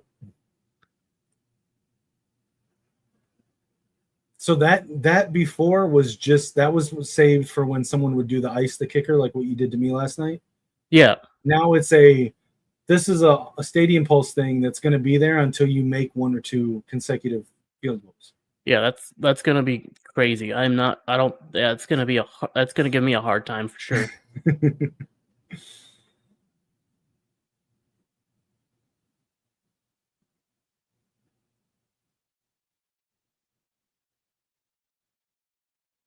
That's all. All right. So, what are your thoughts on seeing the full disclosure? I have seen the trailer that trailer that we just watched, but this is your first time seeing it. So, what are your thoughts? Literally waited until today to watch it. Yeah, I know. I followed directions. Listen, I watched it before you and I talked about coming on here and doing this, okay? So you said neither of us should watch it. We should do a live first thoughts reaction on the trailer. And you're out here breaking the rules, watching it before we go live to watch it. Okay, to be fair though, I couldn't watch it with the volume on this time. You could, so Hey, but the next so part we're my going to get first- into, I have not read through yet. So my first thoughts on it are I'm excited for 99% of the new content they're bringing in. I'm not huge on the stadium policies. Has been well documented. I've never been a huge fan of it, but I will learn how to deal with it like I have so far. I like the fact that they're adding in giving more control on offense and defense when it comes to blocking schemes and attacking schemes for like the line and for the offensive and defensive line. I love that so much, especially it's going to really enhance the run game, being able to steer your blocks and make holes that you normally wouldn't have been able to make in CFP 26 or 25 that would have made life so much easier for a lot of the run plays, especially like the inside zones where it's a toss up whether or not they make the right hole or not. Um, I like the fact that you're going to be able to stem the zones down. I've really wanted that since Madden 24. I've always thought, well, why can't we do this? It doesn't make any sense. And then in 25, when they added in route stemming for the offense, we should have at that point gotten zone stemming because that would have been a good balance for the route stemming rather than having to kind of guess in coaching adjustments of how far have they been stemming up their corner routes? How far have they been stemming up their post routes? Let's adjust the zones to match that. I like in 26 in both Madden and CFB 26 so we have that route stemming or the zone stemming. I think that's going to be really helpful. I think that's going to help balance out the impact of the route stemming that we got in both 25 games. That's just going to be amazing. Another thing that I'm really interested to see is the dynamic coaching adjustments that are going to happen with the play calling. I'm interested to see how that's going to work. I'm really I'm excited to see the impact of having a player go from like a silver ability to like a platinum ability or even a Heisman ability. Like not from silver, but you know what I mean. I'm excited to see how that's gonna impact the flow of games. I'm not huge on the recruiting aspect of the game when it comes to the dynasty stuff, but that's just how I am.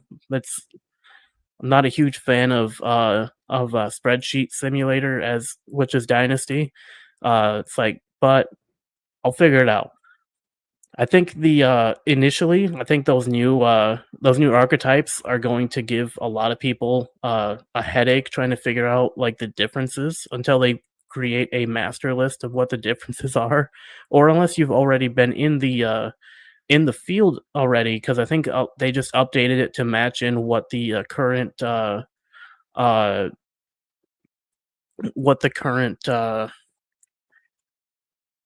what is currently in the industry. So now I'm going to throw the question to you. What about you? What are your thoughts on it? I mean, you've played the beta. You've apparently watched the trailer before we were supposed to watch the trailer. It's okay. We both watched it the same number of times now. I've only watched it once. I mean, a lot of my thoughts I gave while we were watching it. Again, the custom stems on defense, I think it's a cool idea. I just don't think it's going to be able to be taken advantage of in as much as people are wanting. I think the adjustments on the play selection screen, those coaching adjustment ones will be a lot more useful. Yeah. But a lot of it, I'm with it, man. I think that a lot of it is needed. A lot of it is it's what we've been asking for, and it shows that the team at EA does really care about the game. They, I've been hearing that they do pay attention to videos. Probably not our videos because we're, this is our first one and we're still a very small channel, but they do pay attention to the content creators. They pay attention to the comments. They pay attention to the comments that people put on social media, on Instagram. Like I've had one content creator who was talking about when he was down in Orlando, they literally showed him a random comment on a random post from a non-content creator Instagram page that drove a change in the game. It was just a random. It wasn't a content creator with like 10,000 followers. It was a random page with like 1,000 followers that just a comment on a random post drove an entire change in the game. So they are paying attention. So when you have things, but like when you complain, do it in a constructive way, and they will see it and they will listen. Whether it's on Reddit, whether it's on social media, people do see it. But I think that they're taking a lot of what we're asking for, and they're making the changes, and I'm happy with it. The things I'm not happy with, I think it's absolutely ridiculous that we didn't get the first deep dive on college football until less than 3 weeks from the game, and after we got a Madden deep dive that's 2 months away from the game. Yeah. Like, I think that's absolutely ridiculous. I understand why. I just think it's ridiculous. Yeah, well, I mean, Madden's been their biggest seller when it comes to the it's not football even video Madden. game space for the It's longest not even time, that. and they didn't have to do as much with Madden that they had to do with college It's not football. even that. It's not even that. This is what it is. They're up for renegotiation for the exclusive contract with the NFLPA. Right, Okay? yeah. That expires next year. So they're effectively in a contract year. This is the first time in 2 decades that it's gone to the actual contract year. It's always been extended 2 or 3 years before the contract year. Right. Last year, when they came out with college football and they did the deep dives first, which they should because the game releases first. Right. But then when they did the Madden deep dives, the comments were all, oh, they took this from college football. They're copying college football. They're college football on the Madden videos. And so in a contract year, they wanted it to look like college football is taken from Madden, not the other way around. Right. Which I understand the reasons. Yeah, I still which think I mean, it's stupid. Which I mean, the fact of the matter is, both teams worked like this time around. Both of the teams were working together on concepts In for large both part, games. Yeah.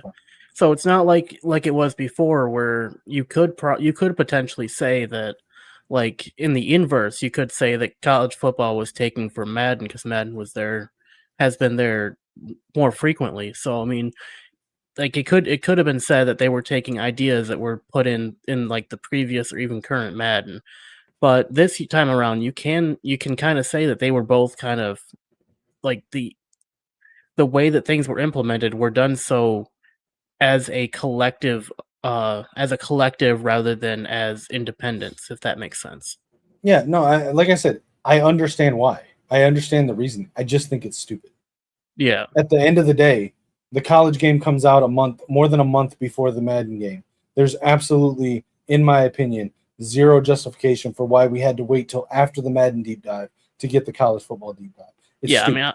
I mean, if anything, they should have just released them both on the same day, just a couple hours apart. Yeah, I would have been fine with that. But like, right. I don't know. It's just stupid. Like I said, I understand it's stupid. It's a dumb thing to be upset about. But that's I think we have some documentation to go through about this deep dive that we just watched.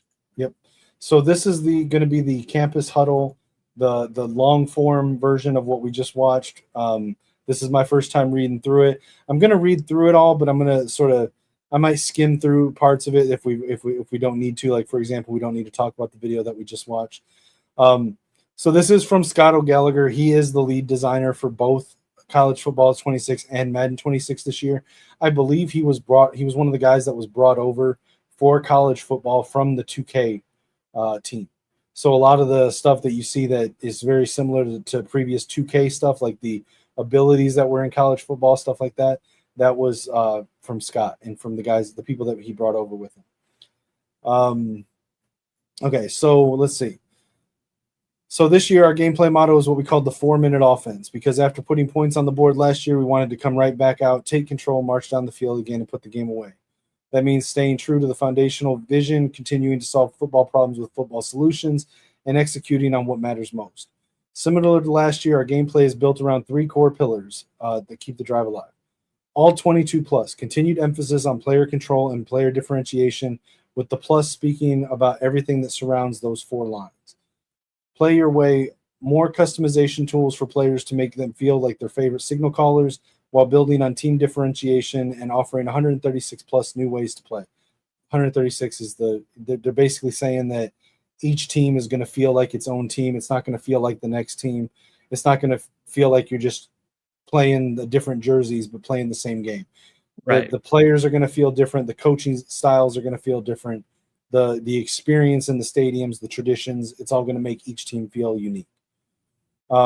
Stories of Saturday. We're adding more soul and personality between the whistles, building on the emotional foundation of 25 to make every moment feel like a memory in the making. All right, so here it's talking about dynamic subs. For as long as football games have existed, making substitutions meant pausing the game. And if you need me to stop to comment on anything, let me know. Diving into the menus, breaking the flow of the action with the addition of wear and tear and confidence and composure. You told us what you wanted more. Excuse me. You told us you wanted more options when it came to moving players in and out. We've listened. Introducing dynamic subs, a new feature that brings real-time roster management directly into the field. Strategic substitutions can happen seamlessly without ever leaving the action. Yeah, right here, I will say, like, that is by far one of my one of my I will say my top 5 favorite things I added in is being able to sub players out during the play rather than having to do it at the play call screen. Because I mean, especially since they added in the ability to see like what their overalls are, what their wear and tear, where they're sitting at with their fatigue. I think that's just an amazing addition, and I think we should have had that from the very beginning. Yeah, I mean, it's definitely, having to pause and go into the depth chart and go through 3 menus and do all that. It's definitely an outdated form of a way to do it, especially considering if you're playing online against somebody, you have 2 pauses per half. You know what I'm saying? Yeah. So you couldn't really do dynamic substitutions. You had to kind of set it and forget it. I again, it doesn't change the personnel on the play when you select it. Right. If he were to change out his quarterback right there, number 12 is going to stay in the game for this play, and it would be the next play. So it's kind of like you're a coach on the sideline. You send your guys out for a play, and you notice as they're lining up, oh, I think so-and-so's hurt. He needs to come out. Or in your mind, you're thinking, following this play, I'm going to run this other play that I really want my power back in for that. So you're making the substitutions a play ahead of time.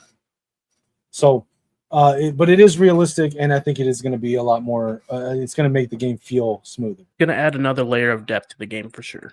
Absolutely. So it says during pre-play, press up on the D-pad to instantly access who is on the field.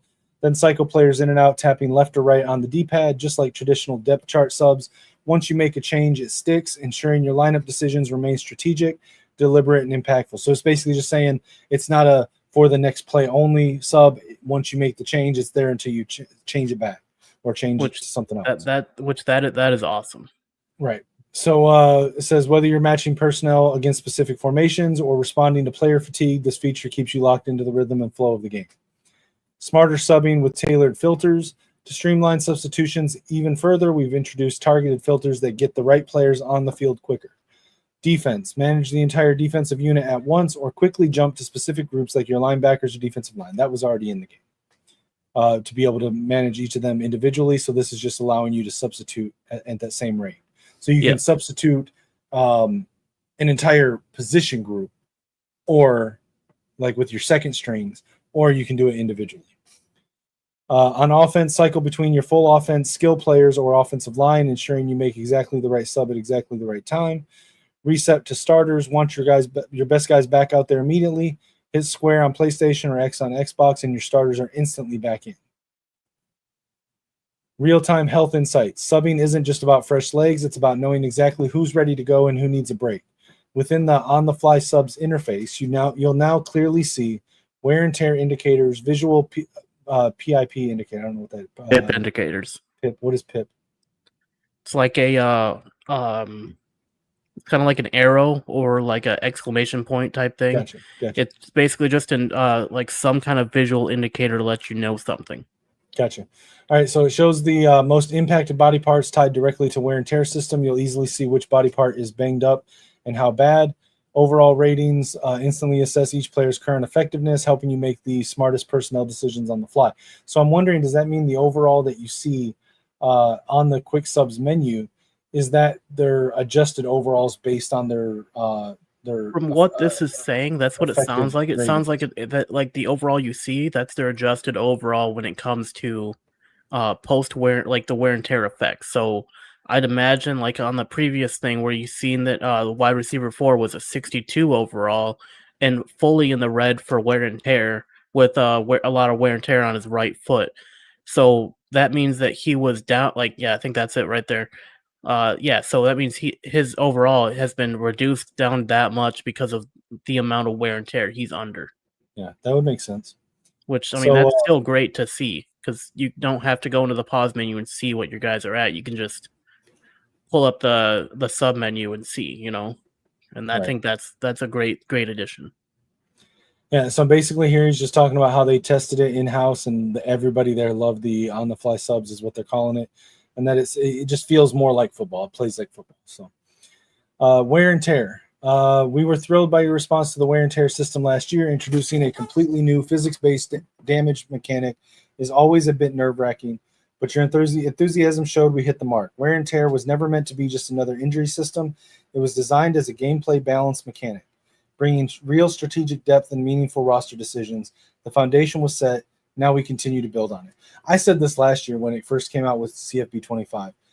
One of the things I love about wear and tear is it does cut down on the ability for players to play unrealistically. Yeah, for sure. Previously in Madden, we would have players that would, or even in older college football games, they would just get a fast quarterback and they would scramble or run option like every play, even if they weren't playing that offense. Even if they weren't playing a triple option veer UNLV option offense, like UNLV or Army or Navy, they would just scramble out of the pocket and they would take hit after hit with their quarterback and it didn't matter. Right. Now it does matter because if you're running your quarterback, you're getting hit. That can affect his throwing. That can affect his running. That can affect his overall effectiveness. If you're calling plays and scrambling out of the pocket immediately, even when it's a secure pocket, and sprinting to the sideline, you're opening yourself up to get injured. And so it makes you by necessity have to learn how to stay in the pocket more. Only bail when you have to.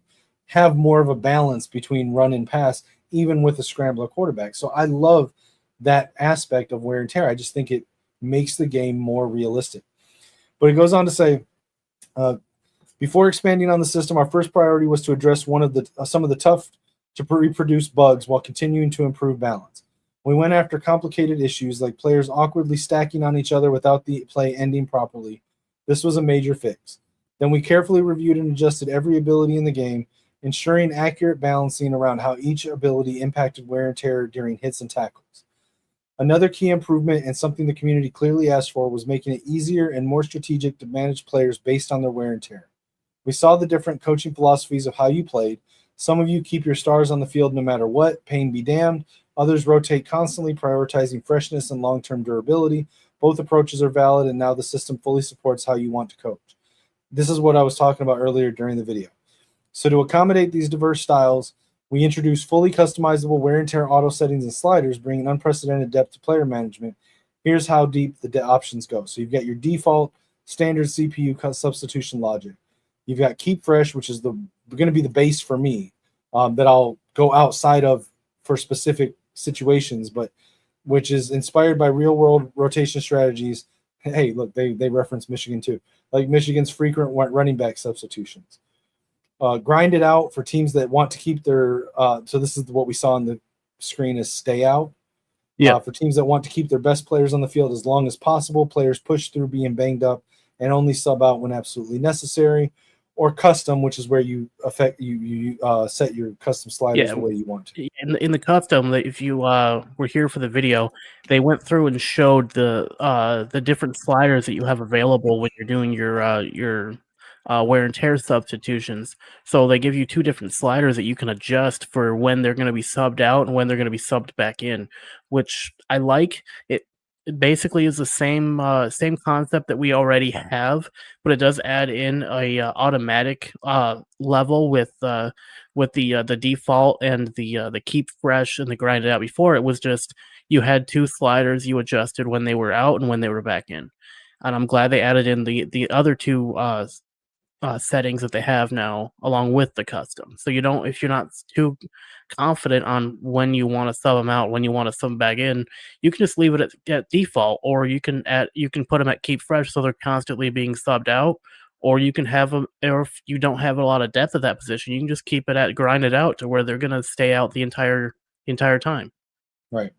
And see, here's the sliders that I was talking about earlier. So these are all wear and tear related sliders that you can adjust. So you can adjust how much of an impact wear and tear is affected by normal tackles, catch tackles, hit sticks, cut sticks. Again, I don't know what defender tackle advantage impact means, but sack impact, blocking impact blocking impact. So like I would probably turn Pancake down blocking. block impact, but impact blocks I would turn up a little bit. Yeah. So And then you've got to be clear, sliders. to be clear, real quick, these sliders are not individual player sliders. These are what you would set for like for example, if you're running a dynasty, this is what would be set by the commissioner of that dynasty. Now, but I may be misremembering or getting it conflated with the subbing in and out from wear and tear.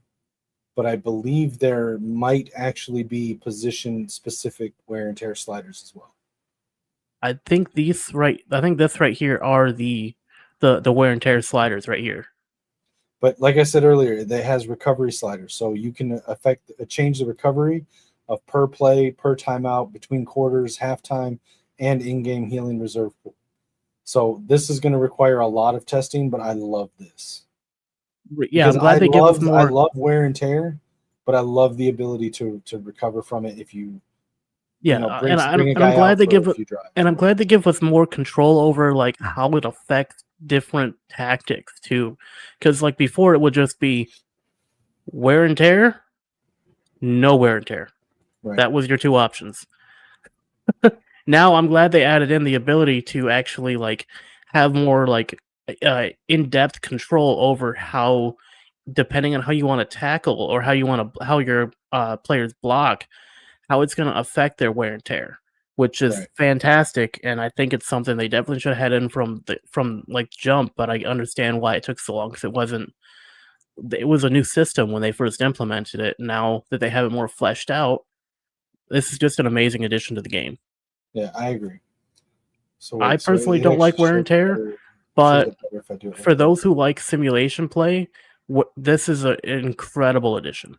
Yeah, absolutely. So what is it? Okay, I don't mean to keep doing that. All right. So through conversations with real-world coaches and players, one recurring theme emerged clearly: weather significantly impacts player wear and tear. Reflecting this real-world insight, we've integrated weather-based modifiers into the wear and tear system. If your quarterback's health dips below 60%, you'll clearly see it reflected in his pre-snap demeanor. Depending on whether he's dealing with upper or lower body damage, he might roll his shoulders, shake out his arm, or gingerly kick out a sore leg as he approaches the line of scrimmage. This subtle but impactful touch provides an immediate visual cue to the QB's condition, making wear and tear feel a bit more alive and connected to your in-game decisions and play than before. Last year, your toughness rating determined how much damage a player took to a specific body part after contact. This year, we've taken that a step further. Now, toughness also affects recovery, dictating how quickly each body part heals over time. That means the same rating that helps a player absorb hits also plays a direct role in how fast they bounce back. It's a deeper and more realistic reflection of what toughness truly means in college football. I love this. Real quick. Now, also back to visualizing the damage. I'm really happy they added that in, so you actually can see on the field when your player is injured, rather than it just like having a pop-up screen that says, "Hey, this player's chest is red," and on the field he just looks like he's all right, he's doing fine, until he's not, and you get the little mini cut screen on field where the player is kneeling and waving over the medical staff from the sideline. I like this, that it lets you know that, hey, this guy's injured. He's visually showing it on the field, and that's a great addition, and I'm glad they added that in. It's definitely going to make it a lot easier to see when it's probably a good idea to sub him out, especially if you can't if you can't see the meter that shows his wear and tear. Absolutely. No, I 100% agree with everything right there. All right, so Heisman tier. This is the Heisman tier of talents. Last year's introduction of abilities laid a strong foundation for capturing the explosive dynamic essence of college football. This year, we're building on that foundation, rebalancing existing abilities, introducing new ones, significantly expanding player archetypes, and delivering authentic moments that reflect the true drama of Saturdays. So you can see here, first of all, if you look at the player card here, you see one of the new archetypes, East-West Playmaker. There's a ton new archetypes in the game. Yeah. So it says archetypes have been expanded in College Football 26 with 10 brand new additions, each crafted to reflect the unique and electrifying skill sets seen every Saturday. These archetypes are intentionally diverse. No two share the same ability loadouts. You'll hear more about them coming up in the Campus Huddle Dynasty Deep Dive. So it's not saying that there aren't shared abilities. For example, at running back, you've got Contact Seeker and you've got Elusive Bruiser, and you've got like, I forget what it is. I think Speedster's a wide receiver one, but there's basically the elusive back. Contact Seekers can have Workhorse. Elusive backs can have Shifty. Elusive Bruisers can have both. But there's abilities that those other two have that Elusive Bruiser won't have. So you're going to see a lot more unique player builds with what abilities they have, let alone which ones they have access to, compared to before. And so you'll have a lot of sort of hybrid archetypes that are in between two of the basic ones. And I mean, again, I love it. At the same time, it makes it difficult because you still have the same number of recruits. And now instead of all the running back recruits being divided between 3 different running back archetypes, they're divided between 5 or 7 of them. And so finding a good recruit in the specific archetype that you want is much more difficult. And so it's going to be more often you're going to have to settle for what is good that year, which is realistic. You know, if you need a power back, but there's very few good power backs, but there's some really good, you know, elusive bruisers or East-West playmakers or whatever, in real life, then you have to go for what's available. So Right. it is more realistic, but it does make recruiting a little bit more of a headache. I mean, one thing I do like is the addition of a kind of hybrid archetype in the running back space that kind of combines the best aspects of elusive back and bruiser and power back. Now I'm calling them by the new archetype, but combining the best aspect of elusive and power backs, because that's something that, like, before you just had to kind of hope he would develop into something similar to that if you wanted that kind of a style, like an elusive back who could play as a power back if you really needed him to. I'm glad they added in that hybrid archetype that's a combination of elusive and power. Yeah, 'Cause that's personally my favorite archetype. But each one has a specialty. Like East-West playmakers, if you do a lot of stretch runs, if you do a lot of tosses, if you do a lot of sideline to sideline running, East-West playmaker is going to be great. If you run in between the tackles, north-south, I forget what they call it, north-south something, is going to be a great in between the tackles. Elusive Bruiser is not going to be as great at either one of those as either one of those, but it's going to have its own specialties. You know what I'm saying?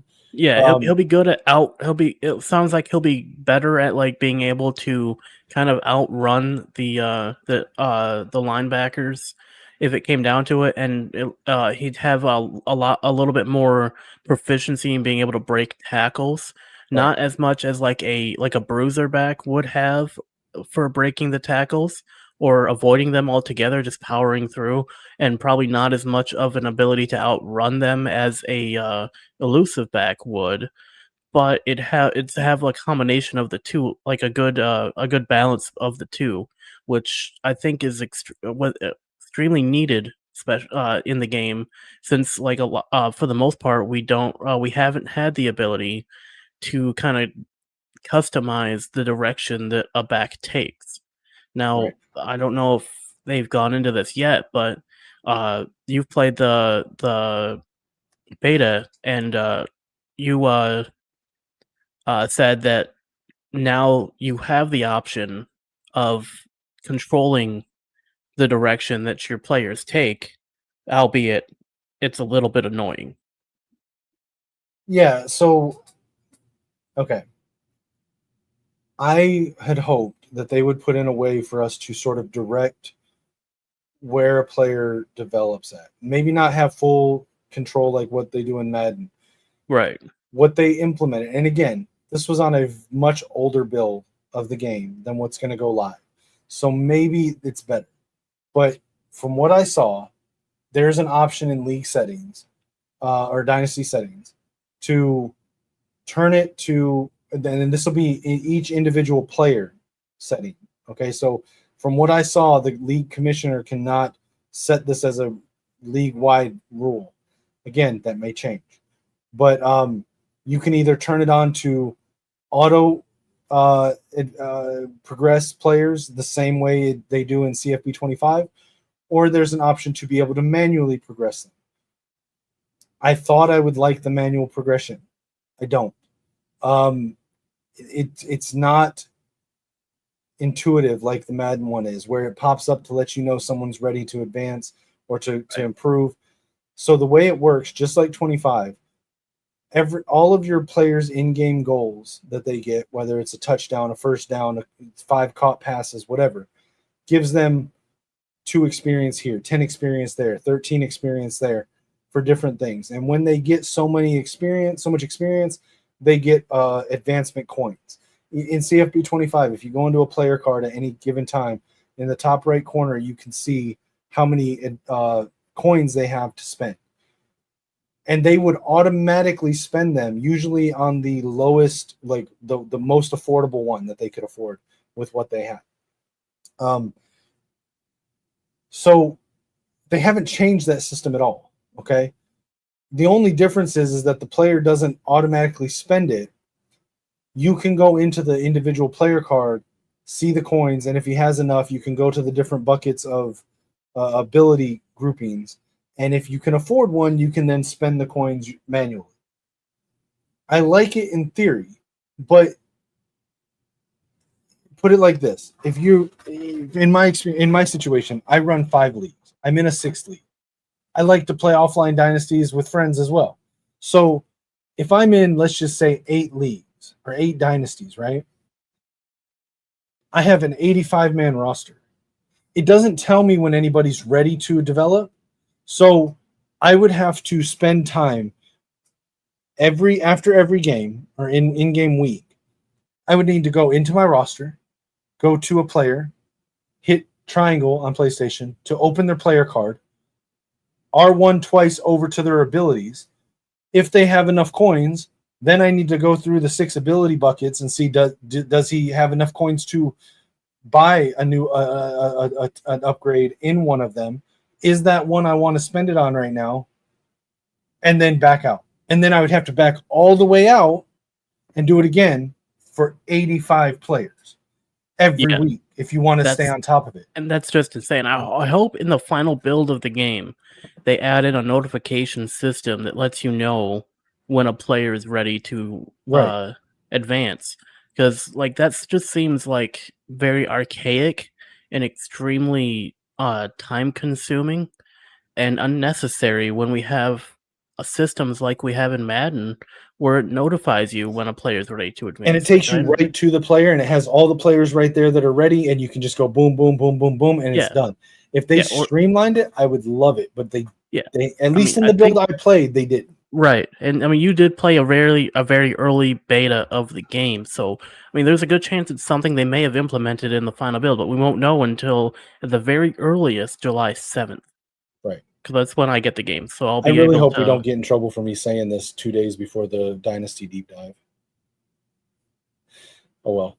Sorry, I mean, EA, it's a small channel. Don't penalize us. Well, I mean, I don't think they... I think that's something that they have announced, though. Some of what we've talked, most of what we've talked about, they've announced. I don't know if this is okay, but whatever. It's fine. It's already done. It is what it is. Right. But I mean, constructive feedback, if EA is watching this, make it easier to navigate. Because as of right now, as somebody who runs multiple online leagues, my intention is to tell everybody to use the auto progression still. And the reason being is that someone that uses the manual progression is at an advantage in their player progression. And I don't want players, because I run casual leagues, to feel like they're overwhelmed with the amount of time they have to put into the game to do the same thing and not be at a disadvantage. Now to that tenor, there is a setting in the league, in the dynasty, that puts an XP penalty on players. On the players on teams for users that use manual progression. So what I mean by that is, if Lichemax and I are in a dynasty together, and he has it on manual and I have it on automatic, there's a slider that starts out at, I think starts at 25 and can go up to 100 or down to 0. That is a penalty. I'm assuming it's a percentage penalty on how much XP he would get compared to my players, for the same tasks or same achievements, because he's using manual progression. Right. As it stands right now, I would use that to encourage my league members to all use auto, because there's no streamlined version that makes it intuitive or easy to use at all. And until the game comes out, until the Dynasty Deep Dive comes out, we really won't know for sure. So which will be on Tuesday. Yeah, which we'll have to wait until that and see how that's going to look, and then we'll have to circle back to that. So we'll probably end up doing another. I think we should do another one of these for that as well.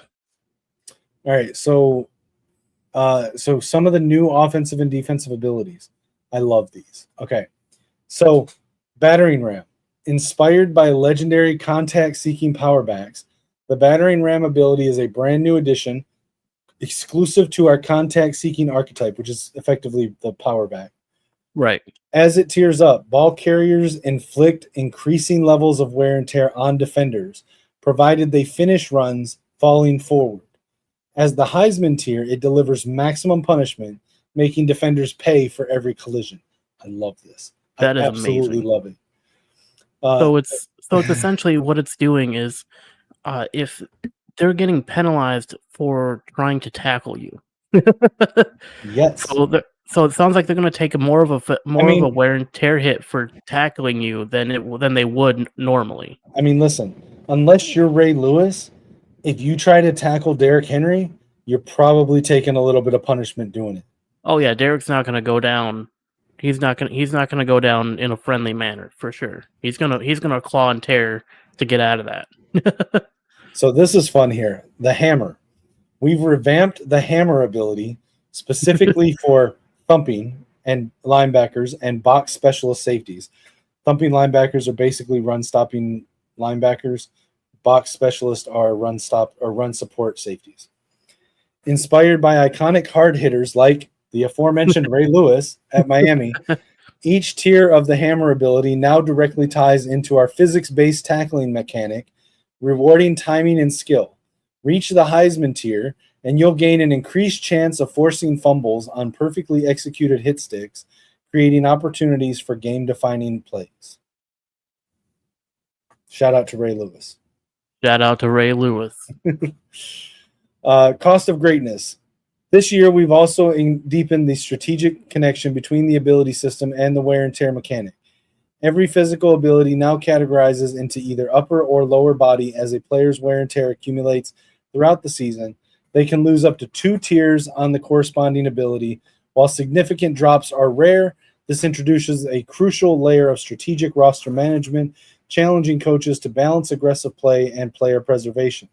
Collectively, these improvements transform the ability system in College Football 26 into a deeper, more strategic, and thrilling gameplay experience, one that captures the unique skills, emotions, and drama that define college collegiate athletes. Again, I love this because they're tying the abilities going up or down to wear and tear as well. So the less wear and tear, the more likely you can go up. The more wear and tear, the more likely your abilities will go down, which again, as I mentioned earlier with the initial implementation of wear and tear, makes you want to play realistically. It makes you want to rotate more often, like real college coaches. If you're able to rotate, you want to rotate to keep people fresh in the game, and also when you're up 45 points on a CPU opponent, bench your starters, because the wear and tear does carry over not only from game to game, but throughout the entire season. So Yeah. you want in real life, if you're up on your opponent by 45 points, your starters are coming out of the game. You're putting backups in. And you're chewing clock. If for no other reason, then you're at that point, the game is in hand. You're going to win the game. Your major priority as a head coach is to get out of the game without any injury, specifically to your starters or your stars. Okay? A real life coach is not going to leave the starters in when you're up by 50 points to run the score up more. It's not smart coaching. And this type of stuff encourages and it encourages players to play realistically, and I love that. I think I accidentally skipped something. The out of body experience. I skipped this. I didn't mean to. So this is the abilities moving up and down. So one of our core objectives this year was capturing what we call the out of body experience. Those jaw-dropping moments when an elite player single-handedly changes the course of a game. To achieve this, we've completely redefined how abilities scale when a player gets hot. Momentum matters more than ever. When a player starts to cook, their physical abilities receive substantial boosts. If the player already holds a platinum tier ability, it automatically upgrades to the new Heisman tier, featuring enhanced effects and powerful new functionality directly inspired by player feedback. You'll know exactly when it happens. A green flash around the player icon signals a tier up. Conversely, if a player's performance drops, you'll see a red downward arrow indicating that they've dropped a tier. Again, that thing that we saw in the video where the receiver made the look back one-handed catch, that was because he up to the platinum or to the Heisman tier. That's what they're talking about when they say jaw-dropping moments, an elite player single-handedly changing the course of the game. Those types of interceptions, those types of sacks, dominant bull rushes through the line. That's the type of stuff you'll see. You'll see the Derrick Henry pounding through two defenders through the line, still getting through the gap and running upfield for a 40-yard gain. Khalil Mullins, shout out, did that last year in multiple games for Michigan. That's the type of stuff that happens with the Heisman level abilities. And again, you can get them for a play, a series, a drive, or an entire quarter. So just pay attention on the field. Now, the one thing that was stated, I believe, was that the Heisman tier isn't a permanent tier. Correct. It is a temporary buff to your player. It's not something that you can achieve outside of the game, outside of that particular game that you're playing. You're not gonna. You can get up to platinum as a permanent permanent ability, but you can't get Heisman as a permanent ability. That only happens when you're actually in game. Correct. All right, so new plays. I remember earlier I told you it was more than whatever it said in the video, 600 or whatever. Yeah, 2,800 plus new plays, 45 plus new formations. And we saw one, the Power Eye Hulk formation. That one looks interesting. I am highly recommending everybody, when you first fire up the game, at some point, play Penn State's playbook. It's nuts. It's the craziest playbook I've seen shy of the go-go offense. The way that they gadget everything and the way they use their tight ends is insane. But there's double auto motion plays. There's the swinging gate formation. There's so many new formations and plays. It's crazy. And this kind of makes me second guess that I just spent a week writing down my playbook, copying it from CFB 25 to carry over to CFB 26, because now I'm expecting to gut half of it for new plays. I mean, unless they expanded the amount of plays you can put in a custom playbook. I mean, that right. They could have done that. Which, if they did, then you could just add plays to it. So this is what it says. It says 2,800 plus brand new plays and 45 plus new formations, all tuned to reflect the chaos, creativity, and pageantry that define Saturday football. Whether you're a fan of tempo and space or ground and pound, there's something in here that speaks directly to the heart of college football. With the arrival of 300 real head coaches for the first time in the series, we knew this year had to be more than just a content drop. It had to be true evolution. So we got to work, studying game tape, talking to coaches, attending clinics, and above all, listening to the fans. The result is a massive leap forward in authenticity, depth, and team identity. Because when we say every team is someone's favorite team, we mean it. And this year they play like it. Playbooks are bigger.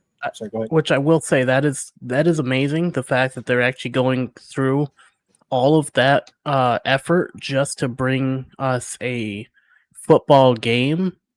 I mean, where like they could have just made up a bunch of crap and threw it out there and said, "Hey, here you go, football, have fun, good luck." Which they're is what they used to do before. Right, yeah. Now they're actually like taking pride in their work and putting out a decent game. Whereas to like you look at like Madden, for example, like that is just something that they just copy, paste, tweak a little bit. And the thing is that like they did this last year. I mean, they brought us a very unique UNLV playbook. Yeah. So much that Coach Brendan Marion, who was the offensive coordinator at UNLV, who brought the go-go offense to college football, is now at Sacramento State, they're trying to move up to FBS. They may or may not get the okay to do it because they right now they have to get an exemption from the NCAA to do it. And I believe they were recommended by somebody not to do it. So we'll see where that goes. But and also along with that, something else that that happened when once players started discovering the go-go offense of UNLV in game, for a while there, it was the top playbook on road to CFP. Which for a couple months I made you aware of that prior to the game last year. Well, right, but like for a couple months there, that was the playbook everyone was using on road to CFP. Was especially like with Alabama's team with Milroe, using that playbook with Milroe was just absolutely devastating. Yeah, and that's why they made it so that on the road to college football playoffs that you had to play with the playbook of the team you're playing because they didn't want people doing that. But but my point is that offense was so popular and so unique that even though Brendan Marion, as of this year, is the head coach of a FCS team that is not in the game, they kept the go-go offense as a generic playbook in the game. So even though Brendan Marion's offense is no longer in Division I FBS football, the playbook is still in this video game. Also, they gave us Wake Forest slow mesh, which you experienced in a game that we played. That was insane. Like that was incredibly insane. The slow mesh. Right. And so like my point is that they didn't just give authenticity to the Michigans, the Alabamas, the Georgias, the Ohio States. They gave authenticity the P4 teams to UNLV and Wake Forest and every other team that's there. Like, so and they were already doing this and they've just expanded on it. Yeah, and the amount of depth they went into on those smaller teams is insane because they like with the market share that those teams hold, they really didn't have bizarre plays and formations from last. Okay, this is just a clip from the same video. Yeah, it's just the same clip. But yeah, with the market share that those teams hold, like especially like the P4 teams compared to the smaller G5 teams, like they didn't really have to capture the majority of the player base. They didn't really have to go into that they didn't have to go that in depth with the smaller teams, but they did because they, like they said in this article and in a lot of the promotions for the games, they said that every team is someone's favorite team, so they treated every team the same way. I'm sorry, go ahead. I was gonna say, even though like there's a lot of rumors going around with the handling of the promotional material for the game, over the fact that there some of the developers and staff members over in the college football development room are Michigan fans. So even with that being the case, the amount of depth they went into, regardless of that, is still amazing. Absolutely, and I really love that mindset.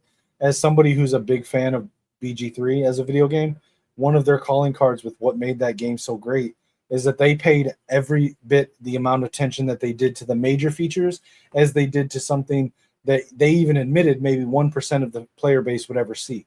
but they wanted it to feel as fleshed out and as important to those players that did see it as the ones that'll never, as the features that'll get seen by every player. And that's what EA did here. For all the crap that EA gets from the gaming community, they went in and said, every one of these teams has fans, and those fans might play our game. So we want to make sure that the fans of UNLV, the fans of Kennesaw State, the fans of Louisiana Monroe, that they don't feel like we ignored them in favor of the bigger teams. Right. And I think that's fantastic. And I want to put a disclaimer out there for those who may be thinking this. We are not in any way affiliated or sponsored by EA. We are just fans of the game. Not at all. I will criticize and critique what I don't like and what I think they can do better, but I'll never do it in a hateful way, and I'll give props to the things that I really like. So yeah, it's like I said earlier, if you're gonna critique, that's fine.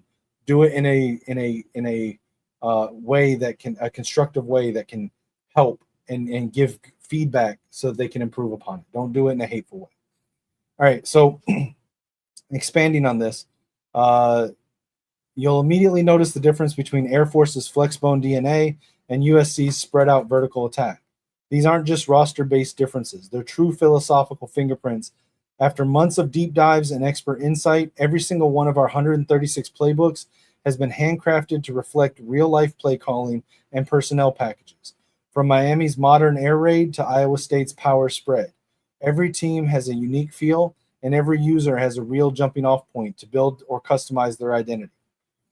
Fresh concepts, real wrinkles, misdirection is king in today's college game, and we've brought that energy to life with new plays like jet power read toss, and counter bash. You've seen teams like Kansas State and Jacksonville State burn defenses with these. You can now do the same. We've added new motion categories, reload, bounce, escort, and boomerang, to help you layer deception and keep defenses guessing. These match the complexity of motion-heavy offenses like Kansas, Alabama, and James Madison, and offer new creative freedom when dialing up plays. Bizarre plays and formations from last season. Stop. I did not hit play on you. Stop. I'm on it. Okay. What the? Stop. I already muted it. We're good. You don't have to worry about it. Every time I scroll away from it, it turns on. Okay. Sorry, guys. The web page is yelling at me. Okay.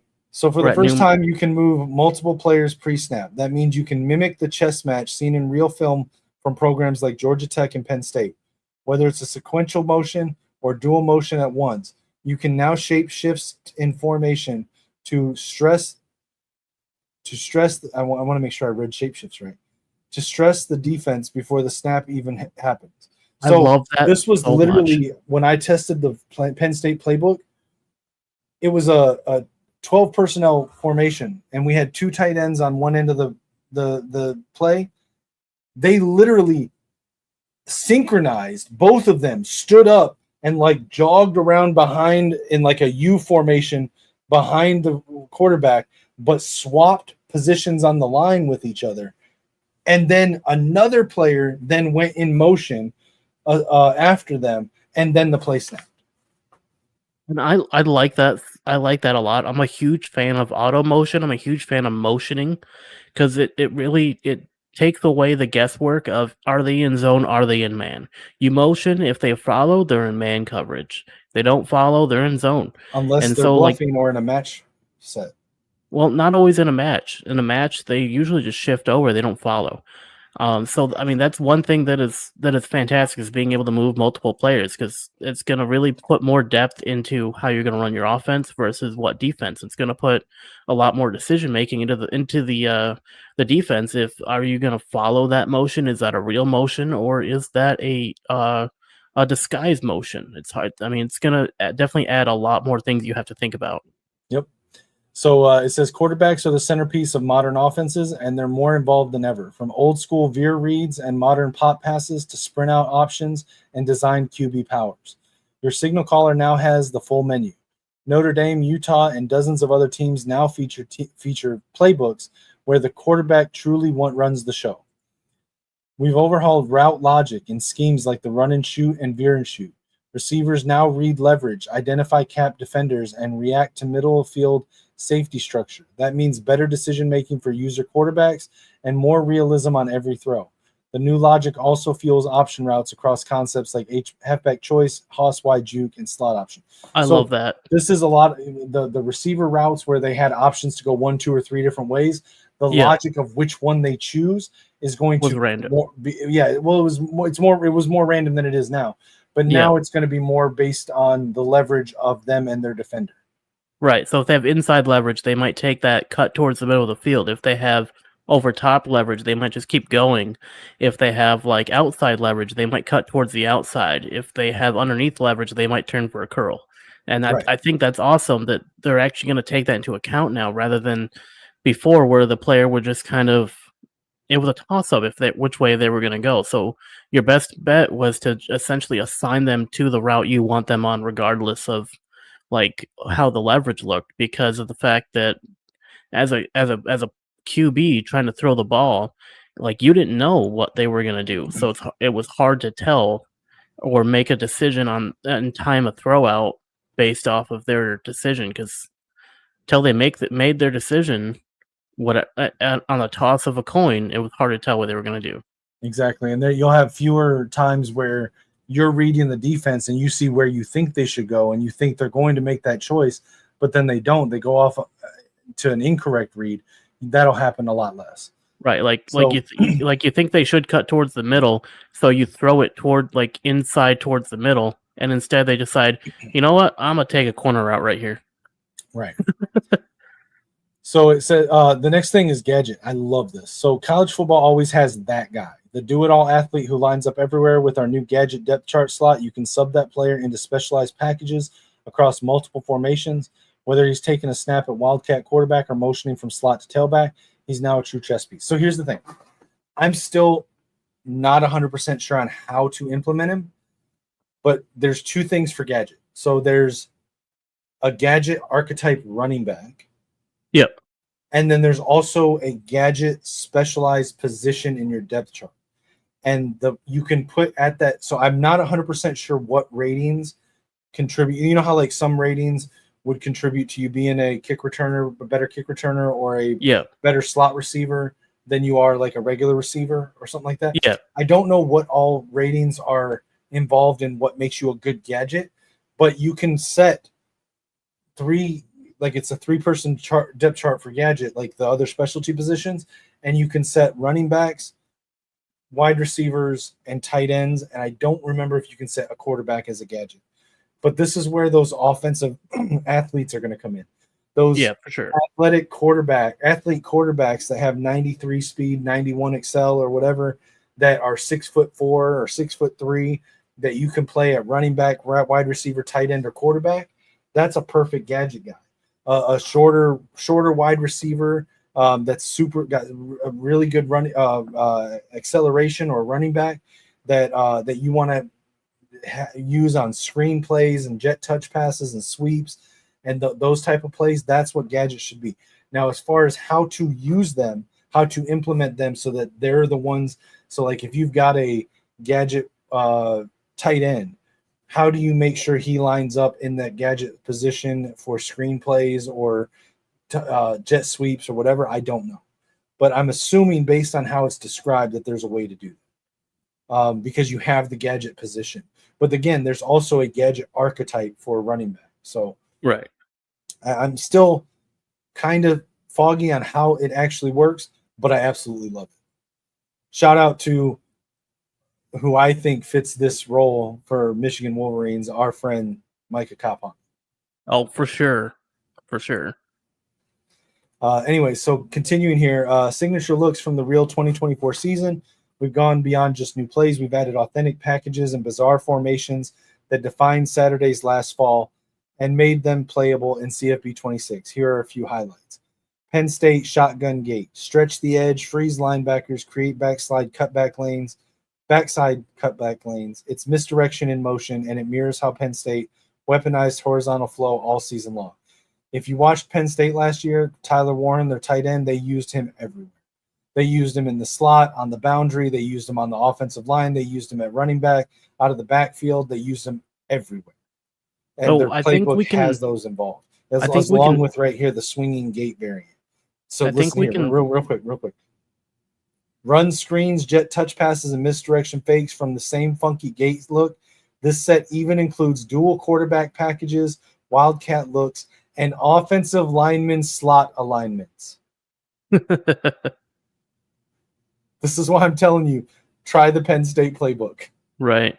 So I think we can summarize this section right here into like a lot of those unique formations that you saw during the at least last season. They've added a good majority of them into the game, if not all of them. So you're going to see a lot of different looks you've never seen before in this year's game. So it's something you got to keep a lookout for. It's something you're probably going to want to familiarize yourself with. Like for example, like the one we saw in the deep dive trailer here, the Western Kentucky Power Eye Hulk. Like that's a very interesting one. It's got two defensive linemen lead blocking. It's got fullbacks leaking on play action. If you want to go downhill, it definitely rewards short yardage domination. It's definitely going to surprise your opponent with the deep shots it can perform. It's definitely like a really power big football set. Two defensive linemen. Reread Yeah. that. Defensive linemen lead blocking. Yeah, So those two guys that we were realized talking about that were tight ends we or thought they were fullbacks. we thought they were like tight ends or fullback. Yeah, they put defensive linemen in on the offensive line in Bro, blocking. imagine in if the Michigan Power Eye had run Hulk that out of last year Western with Kenneth Kentucky. Grant lead blocking. That would be insane.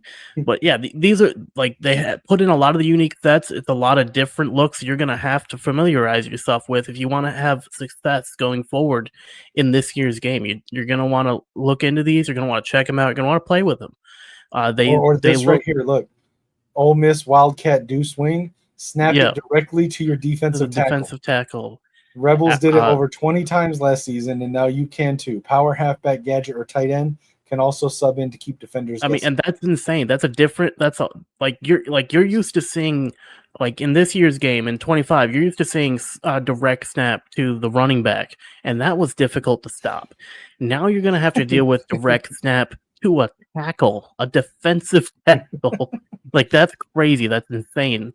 It's a lot of these unique looks, there's a defensive special lineman, formations. You're gonna have. It's gonna be a whole. For lack of a better term, clusterfuck of new information you're going to have to figure out when it comes to this year's game.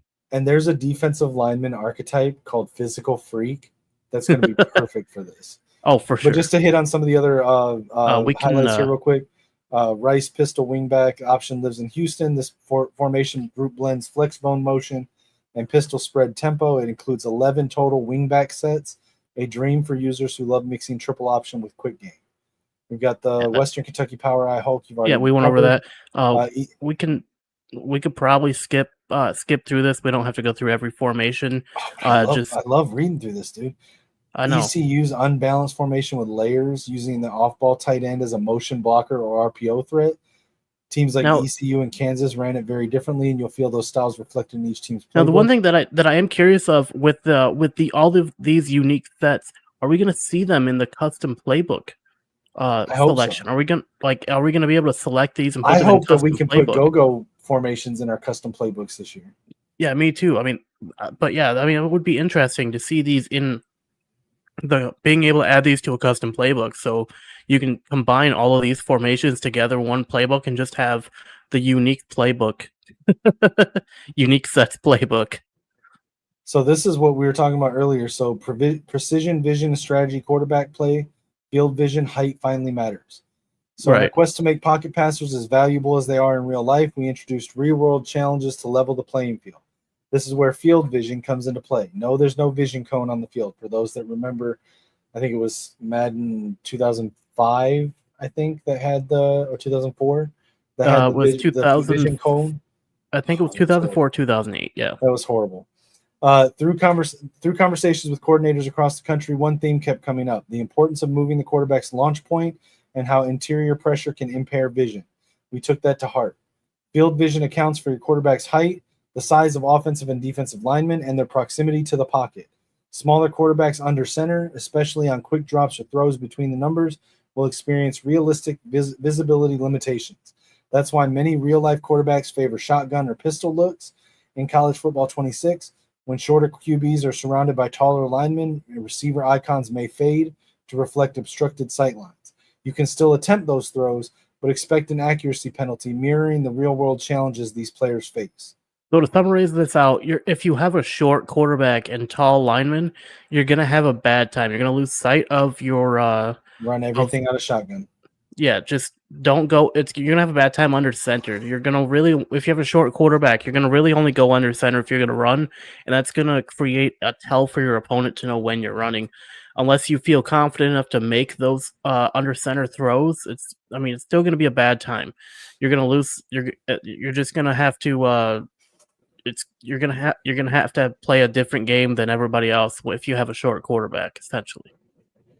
Now, they've also increased the disparity in high and low ratings for quarterbacks. So no longer will you play against a 75 overall quarterback and feel like, why is he playing like Tom Brady? He's a 75. Right. So it says here, recognizing that lower rated quarterbacks were previously more successful than we would like, we've expanded the gap between elite and lower tier quarterbacks to mirror real life disparities more accurately. High awareness quarterbacks will quickly and efficiently cycle through multiple receiving options, reflecting the decisive reads and rapid decision-making of the nation's elite signal callers. Conversely, lower-rated quarterbacks struggle more significantly, realistically managing fewer progressions and demonstrating slower decision-making, closely resembling the performance of inexperienced true freshmen or developing quarterbacks seen on Saturdays. Says last year we saw a heavy reliance on double. I can summarize this up. This up so we don't have to read through it. So they have updated the AI of the CPU quarterbacks. So now, before in 25, you could just run double mug and Sam Will blitz and get sacks all day. They've changed it to where now the quarterback's going to see is going to throw to their first open receiver regardless of who it is. So you're no longer going to be able to have easy sacks by running nickel double mug mid blitz 0 or 4-3 even 6-1 Samuel blitz. You're going to have to actually play CPUs like people now. It's not going to be as easy as it was. Yep. I definitely like that change.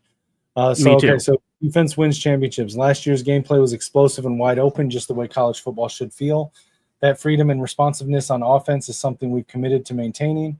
The features above focus largely on enhancing the offensive experience, speed, creativity, and big plays. But you also told us defense needed more depth, presence, and options. So this year we've doubled down on defensive control and responsiveness, giving you more tools to disrupt and dictate the game. So what this is going over here is the physics-based tackling. Let's see. Physics-based tackling. Now tacklers with better ratings won't just win more often, they'll win more distinctively. We've layered in timing-based elements that allow stronger defenders to finish plays with authority while making weaker tacklers more vulnerable to being dragged or broken through. You'll see more variety in tackle outcomes, glancing blows, squared-up stops, forward-falling momentum, all driven by weight, speed, angle, and user input. Even with the visual fidelity PBT, so it's physics-based tackling, brings, this wasn't just about looks, it was about feeling. And with college football 26, you'll feel every hit, fight through every finish, and experience a tackling system that rewards skill, ratings, and real football logic. So you're no longer in college football 25, you could take a safety, put them in at middle linebacker, and have a decent time stopping a good majority of running backs. Now, so you would do that to be able to better play in pass coverage with more faster, more DBs on the field, and there wasn't really a penalty to trying to tackle the stronger players. Similar to like how it was back in Madden 24. But now with this physics-based tackling, if you bring a smaller safety down to play the pass and they switch to a run, that safety may not be able to adequately stop that running back, especially if they're like a power back type back. They're gonna have a bad time. And if they're trying to stop a tight end, they're just not gonna have a good time. And that's gonna we touched on this earlier. That's also gonna translate to putting linebackers at defensive line, putting wide receivers at tight end, because the height and weight and strength matters. And so now I don't need to necessarily in the leagues put any limitations on who can move where, Because, hey, you want to move that 190-pound safety built-in down to downsides. linebacker? Go for it. Yeah, Good luck tackling my power back. Yeah, it's got built-in downsides now, where before it didn't. Right. Which So, I love that change. which is also going to put a bigger emphasis on players wanting to run personnel on defense like 3-4 and 4-3 more often than just going with nickel as your base defense all game. Right. So, all right. So new tackle types. So they got wrap catch tackles. DBs who aren't heavy hitters now have the ability to wrap receivers up securely at the catch point. This provides a more realistic and strategic way to neutralize threats without needing to deliver a big hit.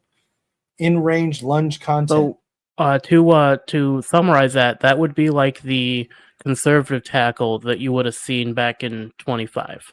Right. Lunging tackles no longer always force defenders to leave their feet. Players can now make controlled lunges while staying upright, adding another layer of realism to open field tackles and increasing defensive responsiveness.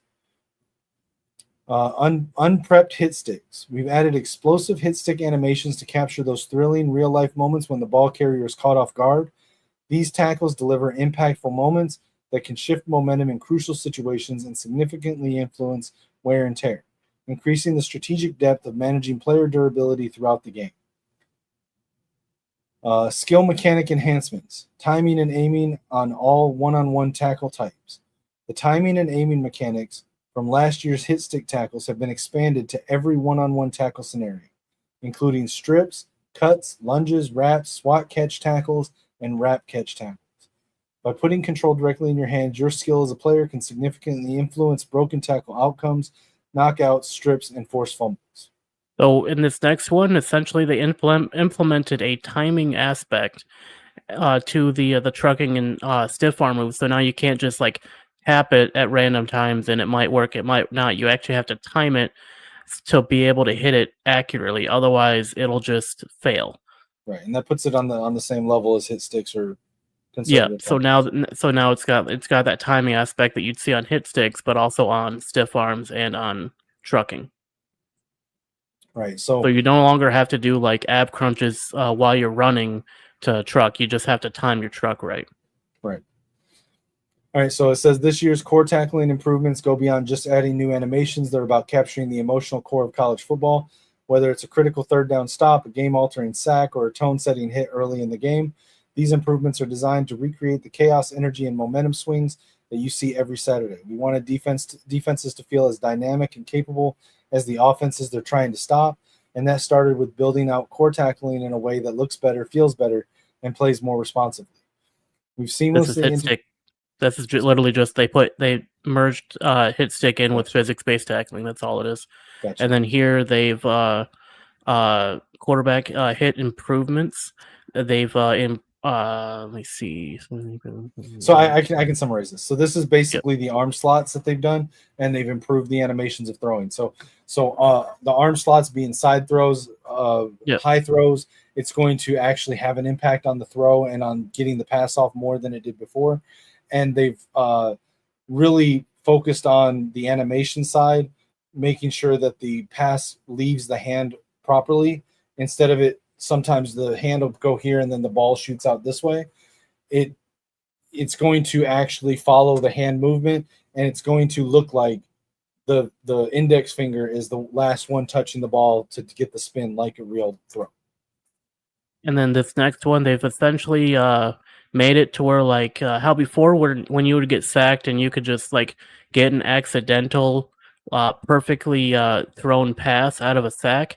You're not going to see that as much anymore. They've changed it to where like if you try to throw out of a sack, there's a good chance that you're just going to result in a sack, or it's going to result in a interception. Is essentially what this is saying. You're not going to have a good pass accuracy out of a sack any longer. Well, it's not just good pass accuracy. So a lot of times, and I'm guilty of this, players would, seeing a sack coming, while not wanting to take the negative yardage, would just hit a random receiver button to throw it as an incomplete and save the sack. Real quarterbacks don't do that. Real quarterbacks are trained, take the sack. And so what's going to happen now is it's not just going to be less pass accuracy, because it's actually, from what I've seen, the throw attempts will actually sail farther, but it's more likely to go in a direction that's going to be occupied by a defender and make interceptions easier if you're trying to do that late. So it's going to put more of an emphasis on, as the player, learning, just take the sack. Run out of bounds, take the sack. Throw it away. So the next ones are basically what we talked about earlier. It's the animations where you go to tackle and it doesn't quite look like you actually hit them correctly, and then they fall back in a way that wasn't realistic. And then after the play's over, they kind of like fall on top of each other, glitch out, and like can't stand up. They basically like the animations on that. Like the spinning rave glitch that we've seen, right? Where both players just spin like Beyblades on top of each other and then stand up like nothing happened. All right, so back to this, which I absolutely loved, stunts and twists. So at the play call screen, hold the corresponding button on any play to open a new submenu showing all available stunts and twists for that call. Custom tailor your pressure before you even break the huddle. You can also call one from the pre-play menu. In the pre-play menu, press D-pad left, then R1 or RB. See, I didn't know this part. Or RB to access available stunt options for your current play. I didn't know you could do it on the field. There are also 12 unique stunt types available, each designed to replicate real-life tactics used by top defensive coordinators. These aren't just cosmetic. They change the timing, angles, and matchup logic at the line of scrimmage. Stunts and twists completely redefine how you attack protections. You're no longer relying solely on individual wins from your front four. Now you're running design pressure to force O-line communication errors, set up mismatches and late looping rushers, disrupt rhythm and pocket integrity, bring true strategy to the trenches. So it's something we've been asking for a long time, and it's finally here. Also, I want to bring this up. It's kind of out of order here because I don't know if this is going to touch on it, but Hot Route Master is not a thing in Madden or college football. All quarterbacks now have access to all hot routes at all times. Wait, did they announce that for both Madden and college? Yes. That is amazing. I'm so happy. It's what it was for college football last year. It's now in both games. That is amazing. Because it made zero sense that you could call all the hot routes in college and then go to Madden and not be able to call I agree. Like, that doesn't make any sense at all. And it was such a staple that everyone had to have it that they've just made it a thing now. Right, yeah, because everyone does that. All right, so this is what I was talking about earlier, though. So trench work. They now have block steering for defenders. So let's see what it says. It says, make the trenches feel like the trenches. That means leverage matters, size matters, technique, play calls, and matchups matter. Every snap is a puzzle between blockers and defenders, and this year you have more control, more realism, more strategy. Now, new to College Football 26, block steering is a foundational trench feature that gives both users and AI the ability to physically influence the direction of a block once an engagement has started. Just like you'd see from the best defensive linemen who don't need finesse moves to wreck a game, block steering captures the subtle war of leverage and momentum. Sometimes it's not about winning clean, it's about squeezing the gap, clogging the lane, and turning a 6-yard run into a stalemate at the line. Here's how it works. Once engaged, press right trigger plus left stick to begin steering. You can steer an interaction in any direction based on player strength, weight, and ratings like block shedding, run blocking, and impact blocking, and most importantly, momentum. This works for both sides of the ball, whether you're a nose tackle trying to dent the A-gap or a pulling guard trying to drive a defender out of the way. There are 700 plus new animations in this system alone. Every push, turn, and battle looks and feels differently depending on who's involved.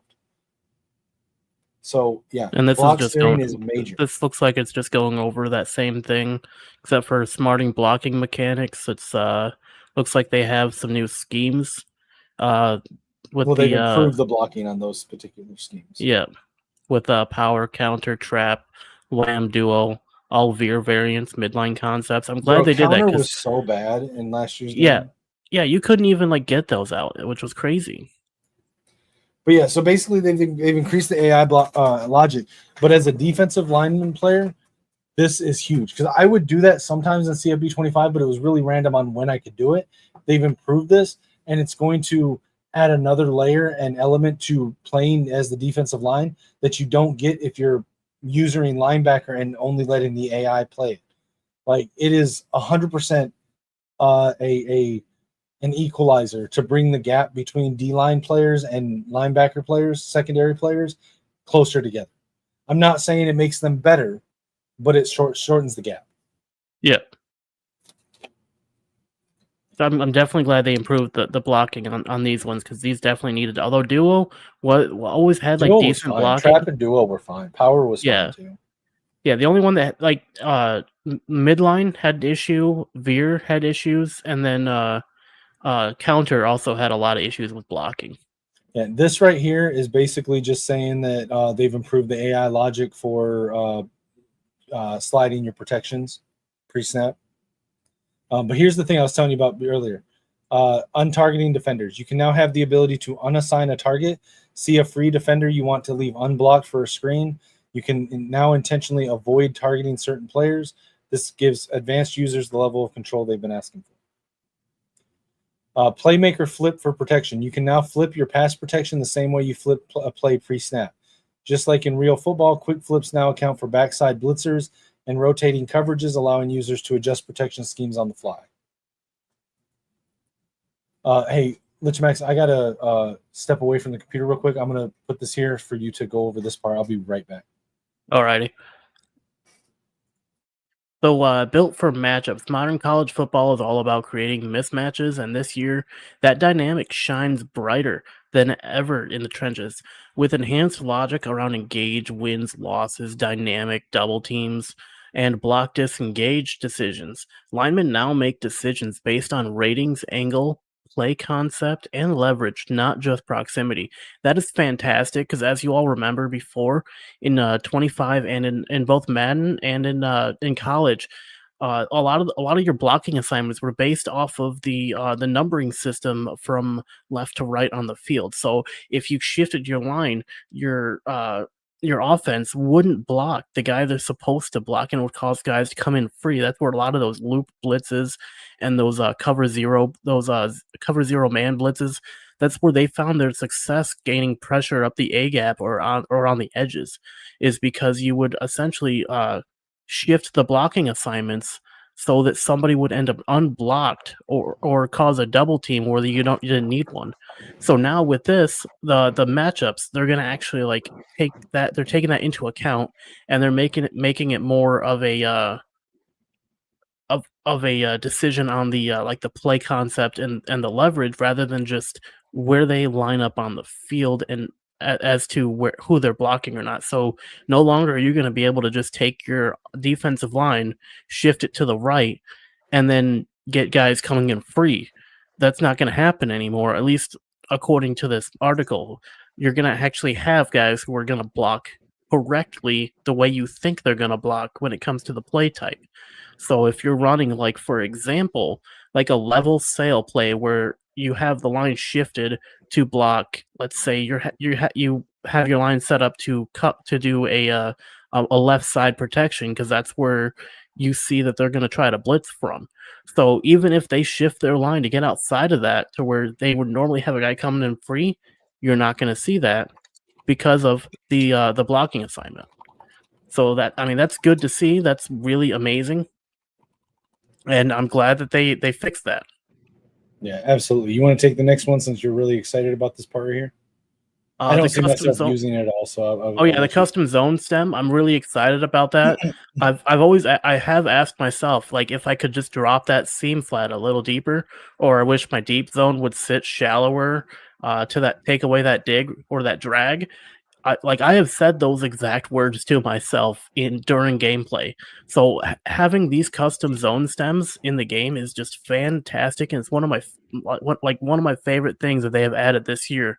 Because especially in the previous years, dealing with those read Y flats, those bubble screens, like screen plays in general.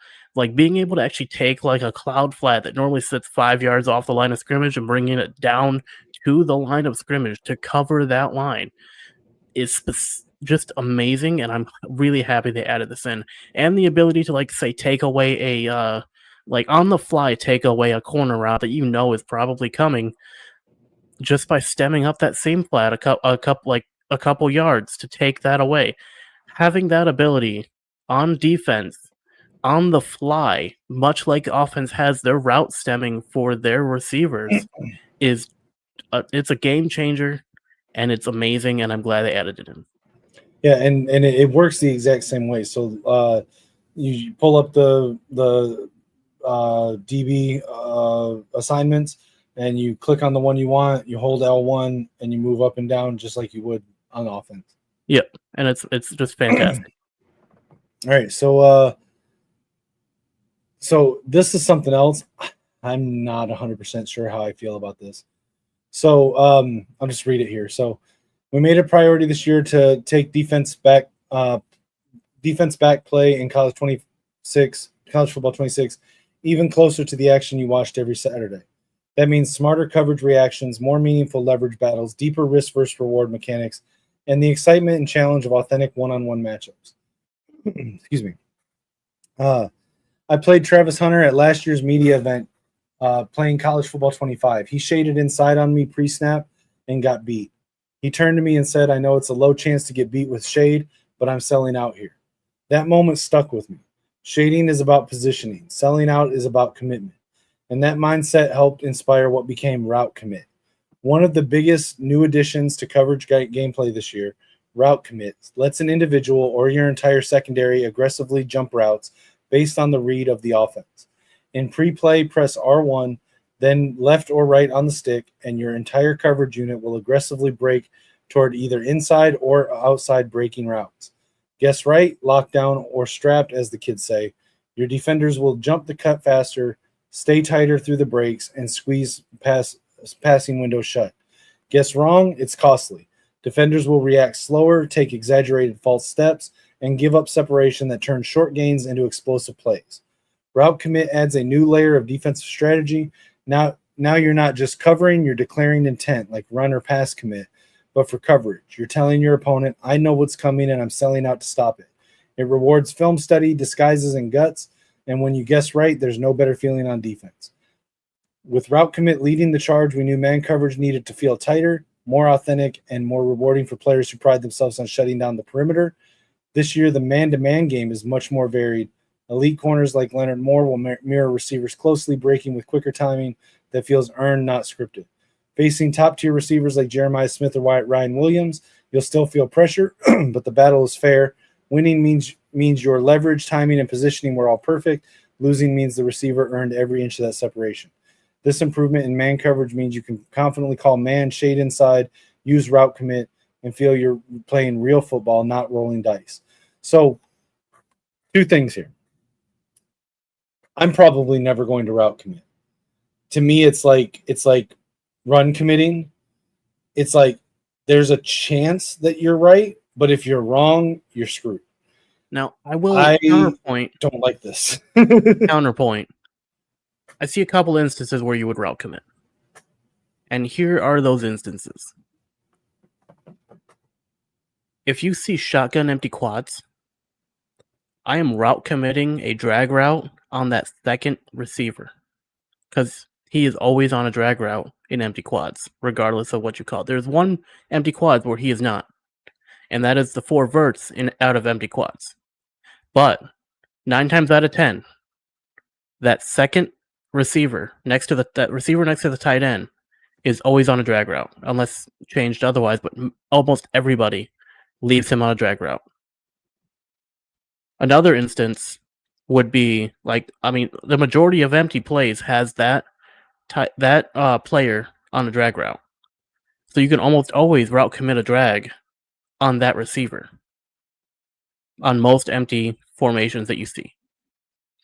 I don't know. In that instance, that is where I would route commit. Or if I know a formation that someone's ran that they like to put a player on a specific route, I would route commit then if I start gauging their tendencies.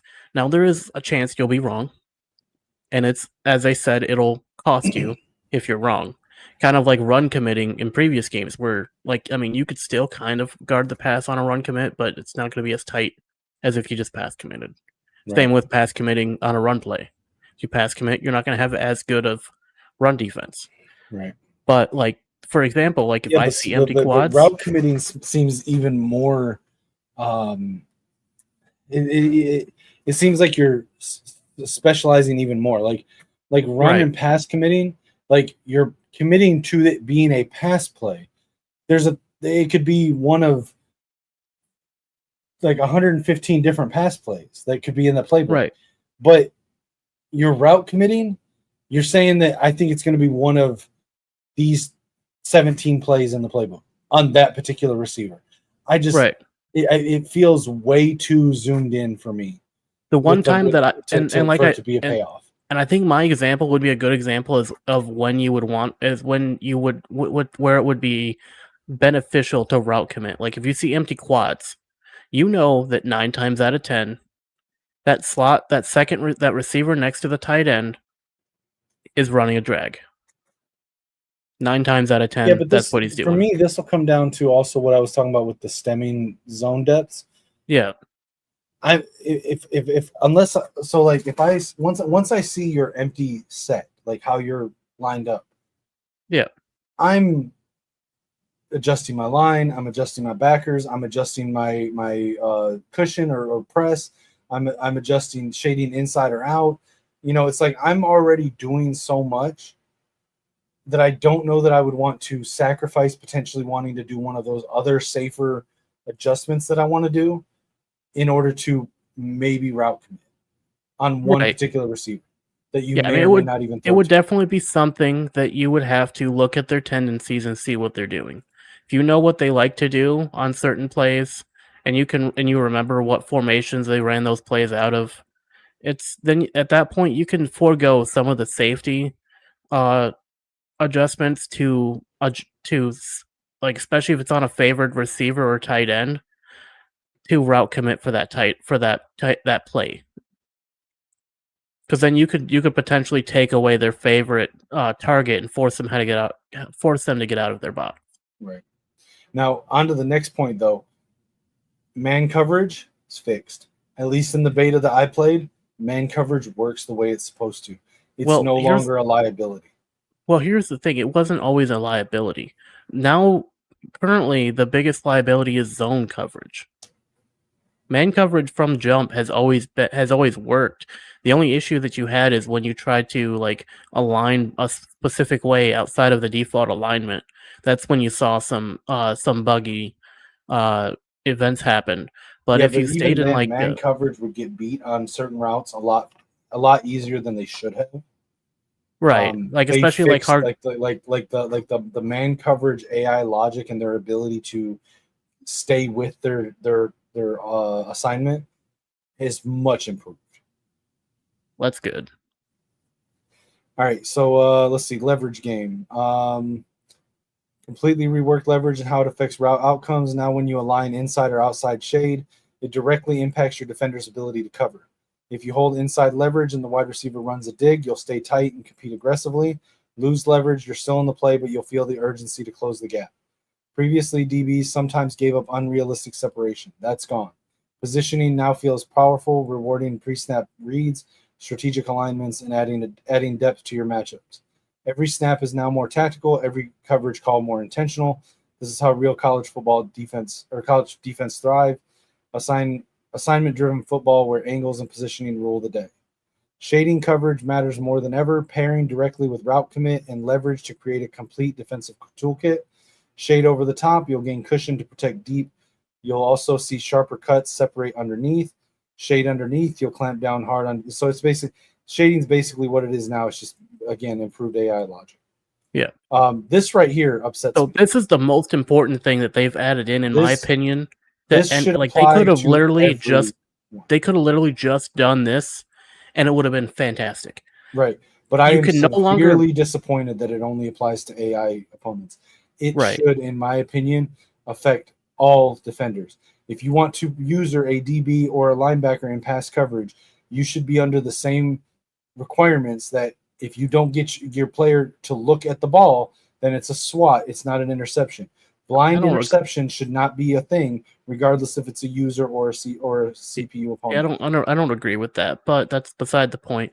No longer can you expect your CPU defenders to just auto pick the ball off unless they actually have eyes on the ball. So like before, like this is talking about when your CPU defender is running full speed and can just jump up with his back to the quarterback, get an interception, and then turn around and run, you will no longer see that unless it's a user, which I think is amazing.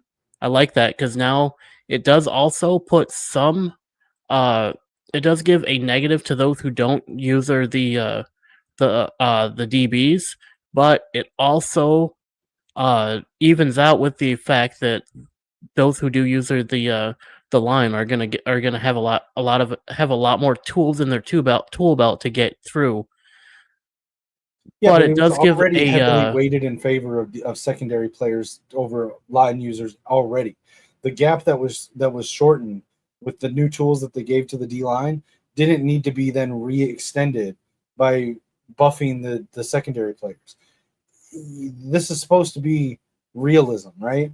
So like the reason that they apply this to CPU defenders in the secondary is that if you're not running your with your defender correctly and able to get eyes on the ball, you can't accurately try to catch it. You can get a hand up and try to swat it, but you can't catch it. If you're a user, just because you are playing the game on a TV screen and you can see the ball, if your player that you're controlling can't see the ball, he shouldn't suddenly get eyes in the back of his head and be able to blindly intercept the ball just because the player holding the controller is now on him. But this is where you have to suspend some disbelief because the fact that, I mean, it's hard to account for that because that would take away the whole point of playing DB.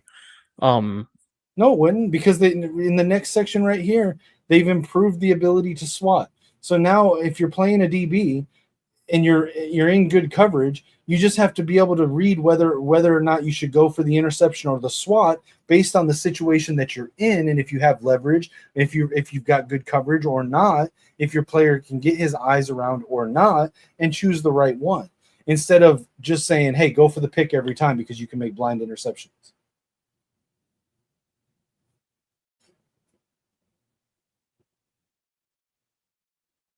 I mean, I still like the addition of taking blind interceptions away from CPU players. I still think that is a huge jump, and I really like that because it's definitely a net positive for the game, regardless of it still letting human players still get those blind interceptions. It's still a skill. It's still a skill game to get those, regardless. So it's not going to be instant every time.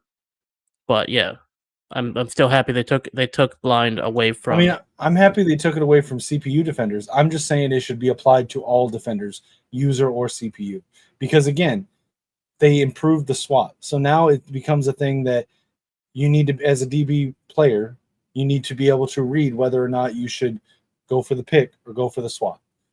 With this right here not applying to user-controlled players, there's no reason for you to ever go for a SWAT. Just go for the pick every time. Well, yeah. Then what's the point of this? That's what I'm saying. They fixed this, so this should apply to all. Anyway, moving on. This one I also disagree with. I think interceptions were already way overtuned. And I think it was more that the game was selecting interception animations when it should have just selected SWAT animations. But they said too many wide open interceptions felt incomplete last year. That wasn't right, especially after you made a perfect read and you had your defender exactly where he needed to be. This year, we've improved that dramatically. Those no doubt interceptions will stick. DBs will finish plays as they should. Every interception should feel deserved, whether you perfectly baited the quarterback, jumped a route, or made a perfectly timed break. Yeah, I like that because that means that you shouldn't see the ball hit players directly square in the hands like this, and then they just go. See, I would be okay with this if they applied the no eyes, no int logic to it, because then the only time you would see that animation is when they were able to get their eyes around where they would realistically be able to make an interception attempt. But if you can now make interception attempts, whether you're looking at the ball or not, and it's going to give you that animation regardless, no, that doesn't mean it should be an interception. Just my opinion. All right, Defensive playbook updates. College Football 26, we've updated the defensive playbooks to better reflect the strategic dynamics of the college game. This blog post explores not only the new playbook content, new formations and plays, but also highlights key foundational enhancements to defensive gameplay that improve how certain plays and schemes are executed. In this section, we're introducing several new formations and plays, alongside improvements to pass coverage logic, defensive alignment, and run fit responsibilities, all designed to provide a more authentic and engaging defensive experience. So, some of the new defensive formations and a quick explanation. 3-4 tight. We got 3-3-5. Well, let's look at what they are, because some of these are. I find these extremely interesting. 3-4 tight, a variation of the 3-4 odd formation. This formation moves both defensive ends into the 4 techniques, aligning them on the inside shoulders of the offensive tackles. This adjustment helps strengthen B-gap integrity and gives players a better structure to combat interior run plays. Go ahead and read this one. I got a 3-3-5 flex, featuring 3 down linemen and an edge defender standing in a 2-point stance to the strong side. This look uses 4-man spacing while retaining the versatility of a 3 linebacker setup. It's well suited to defending spread offenses while maintaining pressure potential. I mean, that's a pretty good. So that sounds like a pretty decent formation, especially for like dealing with those wide offensive sets that you see. With the like when you see like double and the spread up, the spread option. Yeah. And then you got nickel single. Nickel so single mug like and nickel 2-4 single mug. That's pretty interesting. These formations position a single linebacker directly over the center in a mug alignment. This alignment forces the offensive line to account for every defender at the line of scrimmage and can trigger one-on-one blocking across the board. The 2-4 variant adds 2-point stance edge defenders for a more hybrid linebacker look. These are especially effective when paired with the new defensive line stunts available in a play call menu. That is amazing. I wonder if they're going to have like mid blitz along with that, with the two new single mugs formations. Which I mean, those look like they're going to be love these interesting. Right here for my playbook. Nickel load and nickel 2-4 load. Load fronts align 3 defensive linemen to one side of the center, creating immediate pressure challenges for offensive protection. Like the single mug sets, the 2-4 load formation features edge defenders in 2-point stances, reinforcing a linebacker-heavy aesthetic and enhancing play calling flexibility. These formations work especially well with the new stunt-based plays.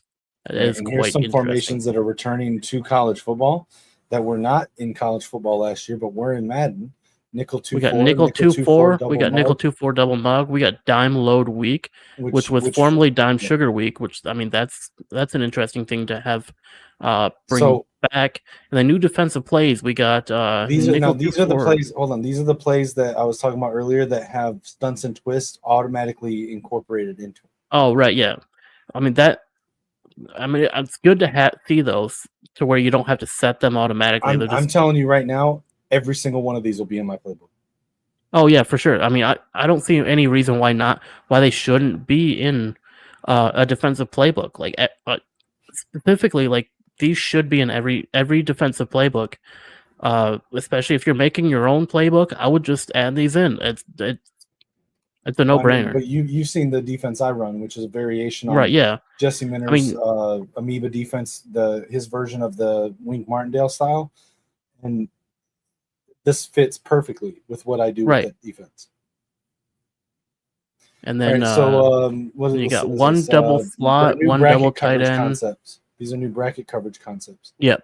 The one double slot, so it's going to double the slot receiver, and then it's got one double tight end. It's going to have 2 people manned up on the tight end. Double bracket switch, so I'm assuming that's going to have a cross man alignment. Then bracket switch Willie, so I'm assuming that's going to have it's going to be like a cover 6 item. I'm assuming with double manned up. Yeah, I was going to say it'll be a zone alignment with like 1 or 2 man coverage. Yeah. But That's interesting. that one I'll check out, but these three definitely will be in my playbook as well. Yeah, I'm assuming the double bracket switch. Usually the switch refers to like a cross man situation. So I'm assuming a double bracket switch has the left safety manned up on a right receiver, and then the right safety manned up with a left receiver. So it's like a cross man situation is what I'm assuming with the double bracket switch. That's usually what switch refers to, is a cross alignment. Right. All right. So let's see. So enhanced run fit logic, playing real, fast, and sound. One of the most fundamental parts of any great college defense is run fit discipline. And in College Football 26, we've overhauled how defenders align, trigger, and execute in the run game. Whether you're facing a downhill power team, a zone-based spread, or a modern RPO heavy attack, our new run fit system makes sure defenders show up when they're supposed to and do it with urgency. This year, run fits are more consistent and clearly defined, reducing the guessing game that often led to players asking, wait, why is my linebacker outside? The gaps are clear, the assignments are cleaner, and the logic behind who fits where now holds up from the first quarter through the fourth. I'm glad they did this finally, because I got so sick of having everyone going in one direction. You snap the ball and they go the complete opposite direction that you had them slanted towards. Yep, and then so I'm really happy they did this. Along with this one, it's just better AI logic for defenders. That's kind of what it sounds like. We could probably condense all of this down to just better AI. They've helped. This is where they focused on RPO defense. The RPO defensive logic. Defense, the run defensive logic. Then the safety adjustments. I like this so much because now no longer do you have to call a specific plays to get your safeties to be together or apart or closer to the line or farther away. You can now just set that in coaching adjustments, which is amazing. And they should have had that from the beginning along with the zone depths. It should have already been in the game. I'm glad they added in this year. I'm glad we at least got it. And it's something that I didn't know we needed until I started playing 26 and seeing how the safeties react to certain things.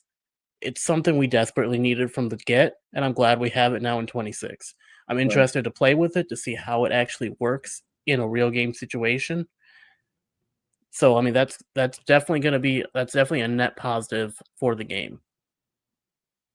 Yeah, absolutely. I mean, I think that I'm going to utilize that much more than I do the stems. Yeah, I mean, I'd imagine you probably have to be careful of how you set them, because if you set it wrong, you're going to give stuff up. If you set it right, you're going to have tight coverage. I love this too right here. Now you can show blitz with only linebackers. So no longer do you have to pull the whole line in. You can just you don't have to press the receiver or the receivers in order to show blitz. All right, so real-time coaching. All right, so what is this? Let's see. Real-time coaching takes a massive leap forward in college football from Hey, can you hold it down for a second? I will. I have to go take care of something real quick. Yeah, I got you. So, all right. So, improving how CPU-controlled teams adjust and compete. Real-time coaching is no longer just a feature; it's the engine behind smarter, more strategic, and more human-like coaching behavior on both sides of the ball. A huge part of this leap comes from major improvements to our internal tool set, which allowed us to implement over 3 times as many real-time adjustments as last year. That's not just more logic, it's smarter, faster, and far more varied logic. Coaches now respond with wider range of strategies, personality-driven behavior, and situational awareness, making every team feel more distinct and more dynamic. So a lot of this is basically, I think, probably a light version of what we got in the Madden deep dive with the coach DNA, where it's going to take into account coaches' strategies and how they play call, how they react to certain things. It's probably a lighter, streamlined version of it, and I expect we'll probably see the full version in the next year's college game. Delayed shifts, formation IQ, and real adjustments. Then this is just going to be the same thing with coordinators. So it says, one of the most noticeable upgrades is the introduction of delayed shifts. Defensive coordinators will now no longer show their hand immediately. You'll see safeties rotate late. Defensive fronts shift post-audible to counter new threats. This simulates real-life defensive disguises, forcing users to read and react, not just pre-snap guesses. Beyond disguise, defenses are now significantly smarter about formation strength and run type. Whether you're grinding power, trap, duo, or using pistol to stretch the edge, real-time coaching recognizes not just that you're running, but how and where and from where. More than last year, teams will adjust their number count in the box, adjust front-end alignment, and bring pressure based on these keys. And for those leaning on a dominant runner or targeting one side repeatedly, expect to see safeties creeping down, linebackers flowing quicker, and fronts shifting to seal cutback lanes. This is no longer just defending the run, it's run recognition and response. So a couple things here. So this is delaying the response in pre-snap, so that offensive, like what Lichemax was saying earlier, being able to just put a guy in motion and read whether it's zone or man, it's going to make it a little bit harder because they're going to delay it, but still have a move in time to not get caught unawares. And also, there's AI being used in this game, guys. It's the AI is going to adjust based on what you're doing in real time. So if you're running primarily to one side, the defense is going to recognize that, and they're going to start suggesting play calls to users or against CPU controlled opponents. You're going to see them start to adjust and counter play call your tendencies in real time in game. So it's not just going to be you're not just going to be able to run the same plays over and over to the same sides. You've got to actually be strategic about it and have a sense of the game flow. Passing defense, the 9-box and concept tracking.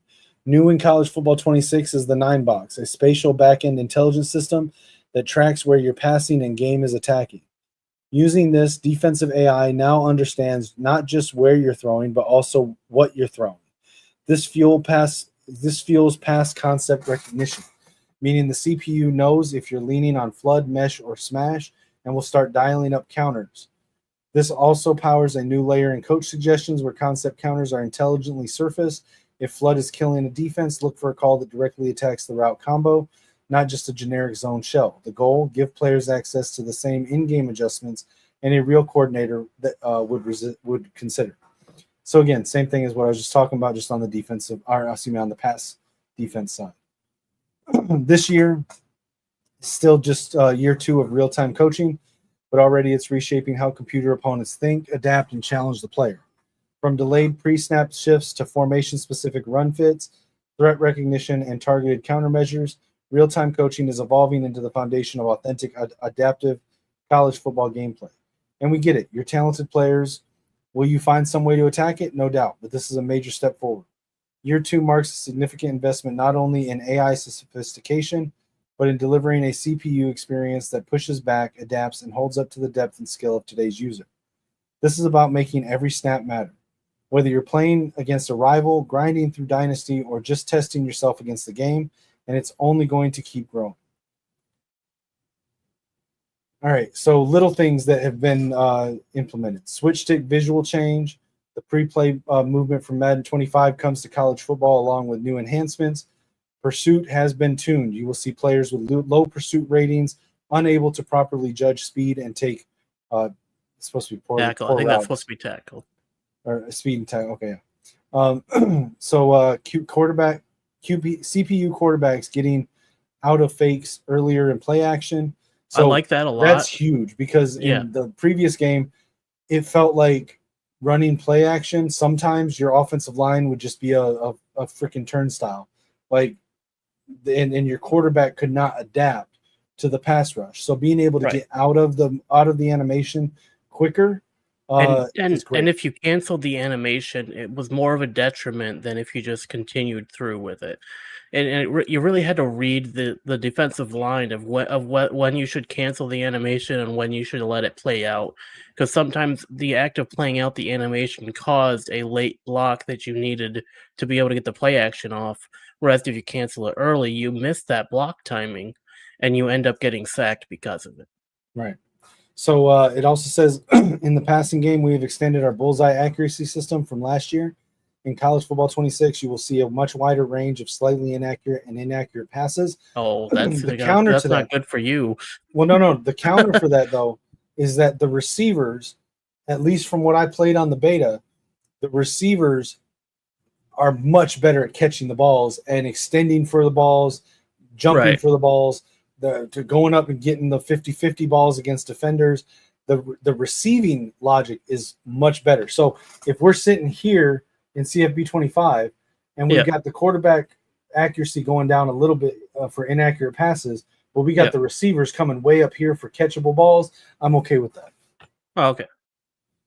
So expect to see a lot more bat down attempts from pass rushers. Linemen who gain leverage but can't reach the quarterback will actively try to knock down the ball, enhancing realism and defensive gameplay. I like that so much. Because there has been a lot of times where my backs and even your backs have gotten in to where they could have batted the ball down, and they just stand there and go, "There goes the ball." Yep. Instead of where if you were controlling them, you could have like hit Y and jumped up and smacked it down. 100%. Double move improvements. Just as savvy offenses use double moves to exploit aggressive all-out blitz schemes in critical game moments. College Football 26 now enables quarterbacks to execute these routes more effectively. This improvement mirrors real-world scenarios where offensive coordinators strategically capitalize on overly aggressive or inexperienced defenders. We can summarize this whole section. More brutal. So we can summarize this whole section. It's a bad time. They've made it a lot tougher for home field advantage. So if you're on the road, it's going to be a lot tougher depending on the stadium you're in. The play clock it's going to be hard to determine how much time you have left for the play. It's going to fade in and out. It's going to pulse. It's going to shift. You're gonna like in 25. You're gonna see some of your player icons disappear. They're gonna show up as question marks. The routes are gonna be wobbly. They might run the correct route. They might not. You're not gonna be able to hot route as easily, if you can hot route at all.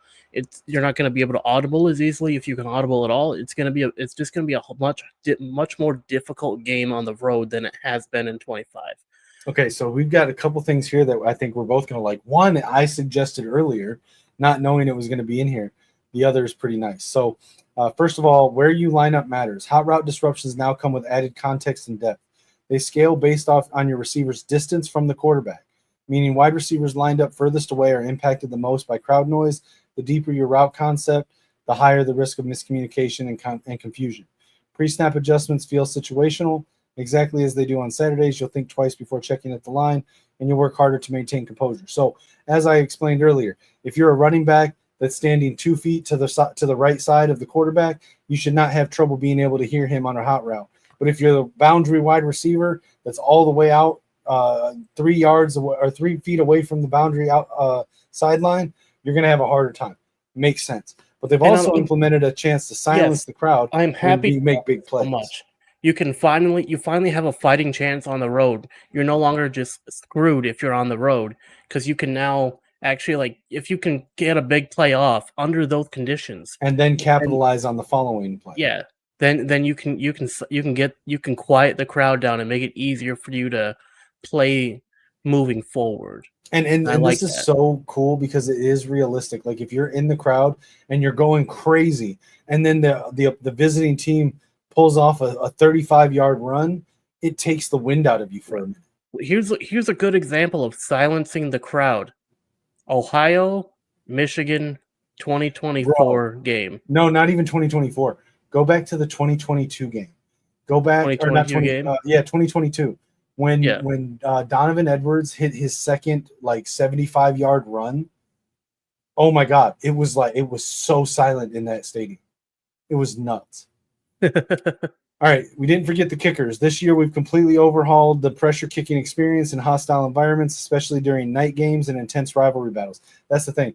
Night games, stadium pulse is worse. The accuracy meter becomes completely transparent. The ball fades out as your kicker lines up. The power meter fills white, reducing your visual feedback. So to summarize this, you're going to have a bad time kicking on the road. Right. And then this stuff is just this is all they've added in new gear and shit. New gear, new celebrations. New touchdown animations, new interception animations. Listen, I just want to go on a short rant here. Stop worrying about the damn equipment. I understand it's cool that you get to have cool stuff, cool face masks, sleeves, arm sleeves, whatever. It's cool. Gloves, shoes, it's all cool. Don't get me wrong. I like having cool stuff on my player. But what's more, two points here. What's more important? You're really your what's more important? Your quarterback being able to throw accurate passes, realistic passes, being able to have realistic pass trajectories and utilize all the tools that he should be as a quarterback, or whether or not he has a one-leg sleeve on. Like, what is actually more important to your play experience? I understand that you want it. It should not be the most important thing to new additions to a game. Now, the more important issue here for me, stop bullying developers on social media over them, whether or not they put stuff in the game. I have seen so many posts with people harassing developers on social media, on X, because they're assuming that the gear that they want is not going to be in the game because it wasn't included in a trailer or a gameplay deep dive. It's a gameplay deep dive. It's not an equipment deep dive. You don't get equipment updates in a gameplay deep dive. And regardless of whether it's been added to the game or not, don't harass developers. Like, it's so stupid. If you want to provide constructive criticism, feedback, let them know that you would like to see them in the game. That's one thing. Stop harassing them. It's not that big of a deal. And rant. But yeah, so that's the end of the campus huddle thing here. Yeah, so I mean, there's a lot of information in there. I'm glad we went through it, even though it took almost 2 hours to go through. I'm really excited for college football 26. I know a lot of other people are. I think by and large, most of the fan base is pretty happy with the changes that they've made. I'm not particularly happy with the changes made to stadium balls, but that's something I'm gonna have to deal with. I do like the changes in defense. I like the changes they've made to the offensive line. It definitely is going to make running a lot easier, and I can foresee a lot of issues coming out of the a lot of issues coming from the people who like to find ways to abuse the system and glitch out the AI. And I hope that with the changes that have been made, that there are adequate ways of combating that on offense, because a lot of those exploits come from defensive blitz packages. So I'm glad that they had that in mind when they were doing the offensive the offensive programming and implemented a way to kind of push back against that kind of a play style. And I'm really excited for this game to come out. I can't wait to till the next time when we do a live reaction of the deep dive into the dynasty, the new dynasty information that we got coming out. But I think all in all, as for the gameplay goes, I'm pretty happy with the changes they've made. I'm excited to get my hands on the game and start playing. Yeah, I agree. I'm 100% excited about it. There's questions and concerns that I have based on what I saw in the beta, but most of those I'm assuming are because it was a very old build. So and once we have the game, any critiques that I have, I will I'll come on here and we can talk about it, and I'll be honest about it. But Right. Overall, I'm excited for the game. I think that they took what I thought was a great foundation with last year's game, and they built upon it in a lot of the ways that I talked about hoping that they would going back to launch day last year. And so they are listening to us, and I love to see that from a game developer. So I'm excited. Yeah, and I'm glad that the teams between Madden and college football are communicating, so we can get a lot of the same stuff in both games. So it's less of a a shot going from Madden back to college football. It's more of a seamless transition between the two games. I like that because then you don't have to get used to one system and then switch back and then have to get used to a whole different environment when it comes to like the gameplay aspect. Right. I like that they're both kind of similar. They're closer in similarities now than they are right now, where you can go from where if you were strictly a Madden player, if you come over to college football, you're probably going to have a bad time. But with the release of Madden 26 and with college football 26, a lot of that stuff has become integrated into both sides of the between the NFL Madden side and the college football side. And I think having those two, the gameplay being similar, is going to be a net benefit to those who enjoy the sport of football and enjoy playing it on their gaming consoles or on their computers. No longer are you going to have to choose one or the other and get good at one or the other. You're going to be able to play them both and have a pretty good time, a pretty similar experience gameplay wise, not necessarily environment wise, because I mean recruiting's a whole different animal on college than it is on Madden. If you're doing the franchise modes or the dynasty mode, it's going to be a lot different between those two. But as for the overall gameplay, from what I understand, it's pretty similar on both sides. Yeah, I mean, so last year there was a clear line of separation between the two dev teams.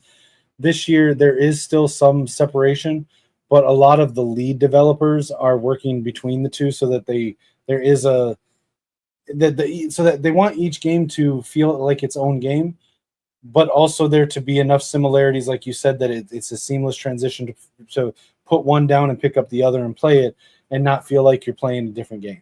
Yeah. Well, different, but not. I don't know how to explain it. Different, but not different, because they want it to feel like its own game, but they also don't want it to feel like you're at a disadvantage because you're used to the other one. In the words of, I think it was James Franco from the Interview movie, same but different. Right. But yeah, all right. So what else we got going on? Anything? I think for now, I think we've been on for almost 4 hours now. I think we're gonna get out of here. Sounds and good. then we'll be back sometime next week. We'll have to work out a time for the deep dive into Dynasty mode. Yeah, so that comes out Tuesday, so we can do a reaction either Friday next or Saturday. Yep. Is when I'll be able to do it. I cannot promise that I will not watch the trailer on Tuesday. I'm sorry. I'm gonna watch it live. I'm gonna have a live reaction. but yeah, so tell them where they can find you outside of this. Yeah, you can find me at Lichemax626 on X, YouTube, and on Twitch. And Kinetik, where can they find you? Every social media platform. If I'm on there, I'll be under Kinetik615, just like you see on the screen. I have another YouTube channel, Kinetik615, that I keep separate from this, where it's more sports podcasting and sports specific. Whereas this will be gaming's priority with a little bit of side of sports. Yeah. But Kinetik615 everywhere on X. You can find me on Monday nights on the Maze Madman channel with the Maze Madman and the Boxing Maniac, talking all things Michigan football related. You can also find me as a frequent co-host with our guys over at the Voice of College Football at Michigan with TJ Ronan, Johnny Olden, and John Diadamo, and Johnny Olden Jr. on his own channel, Johnny Olden Jr. on his Sunday call-in shows. We all do post-game shows as well during the season. And if you will check out the GoFundMe link in the description of the video. It's also in my YouTube bio, on my X bio, going through some stuff. Any help is appreciated. Yep. And if you have any questions on that, feel free to reach out to Kinetik on X. Yep. I'm sure he's more than happy to explain the situation if you 100%. Feel like the information on the GoFundMe isn't clear enough. Yeah, 100%. Also, and also, and I will say as well, I've had people ask me in the past, because GoFundMe does take a cut of what's donated. If you prefer not to have that be the case, on Cash App, Kinetik615. Yep. Again, every bit is appreciated, but I'm 100% open to explaining and being transparent about the situation that I'm going through, that my mother's going through, and what the money is used for. In every instance, I'm just trying to get by until some relief comes through for it. So, yeah, and also, you can also find me during the season on the Maze Madman channel as the Stat Boy. I'll yeah, be anyone doing, anyone that remembers Stat Boy from Pardon the Interruption. yeah, That's that's this what guy I'm for going to be us. doing over on the Maze Madman channel. I'll be fact checking. I'll be spitting straight stats over there. I'll keep everyone honest, especially those other state fans who like to come on and parade about how great they are. Sometimes you just got to get humbled. All right. And So, what better way to do that than with facts? So So, Lichemax, let's go ahead and get out of here. But yep. as we always do on all of the shows, let's end it with a Go Blue. But also go ahead, for the viewers that might be tuning in for the first time and just seeing us, can you hit my music as we go out? Of course. All right. As always, guys, till next time, Go Blue. Go Blue. In the north, 2 teams, 1 force, from Ann Arbor to Minneapolis. Yeah, we set the course. Blue and Maze packed the big house to the brim. Over 100,000 strong when the game begins. Charles Woodson legacy, Desmond did his thing. 25 Big Ten titles, let the victory bell ring. Harbaugh got the squad right, running through the frost. Every Saturday we prove why you shouldn't get us lost. Testing teams like practice runs, leaving them behind. Michigan tradition, yeah, it's all up in my mind. Kinetic in the north, 2 teams, 1 force. Running through the game like a natural resource. Kinetic in the north, can't ignore purple rain and Wolverine claw, watch a score. Viking horn blast, US Bank gets loud. Purple people eaters got a whole new crowd. Jefferson in motion, crossing up the field. McCarthy in the pocket, making defenses yield. Minnesota tough,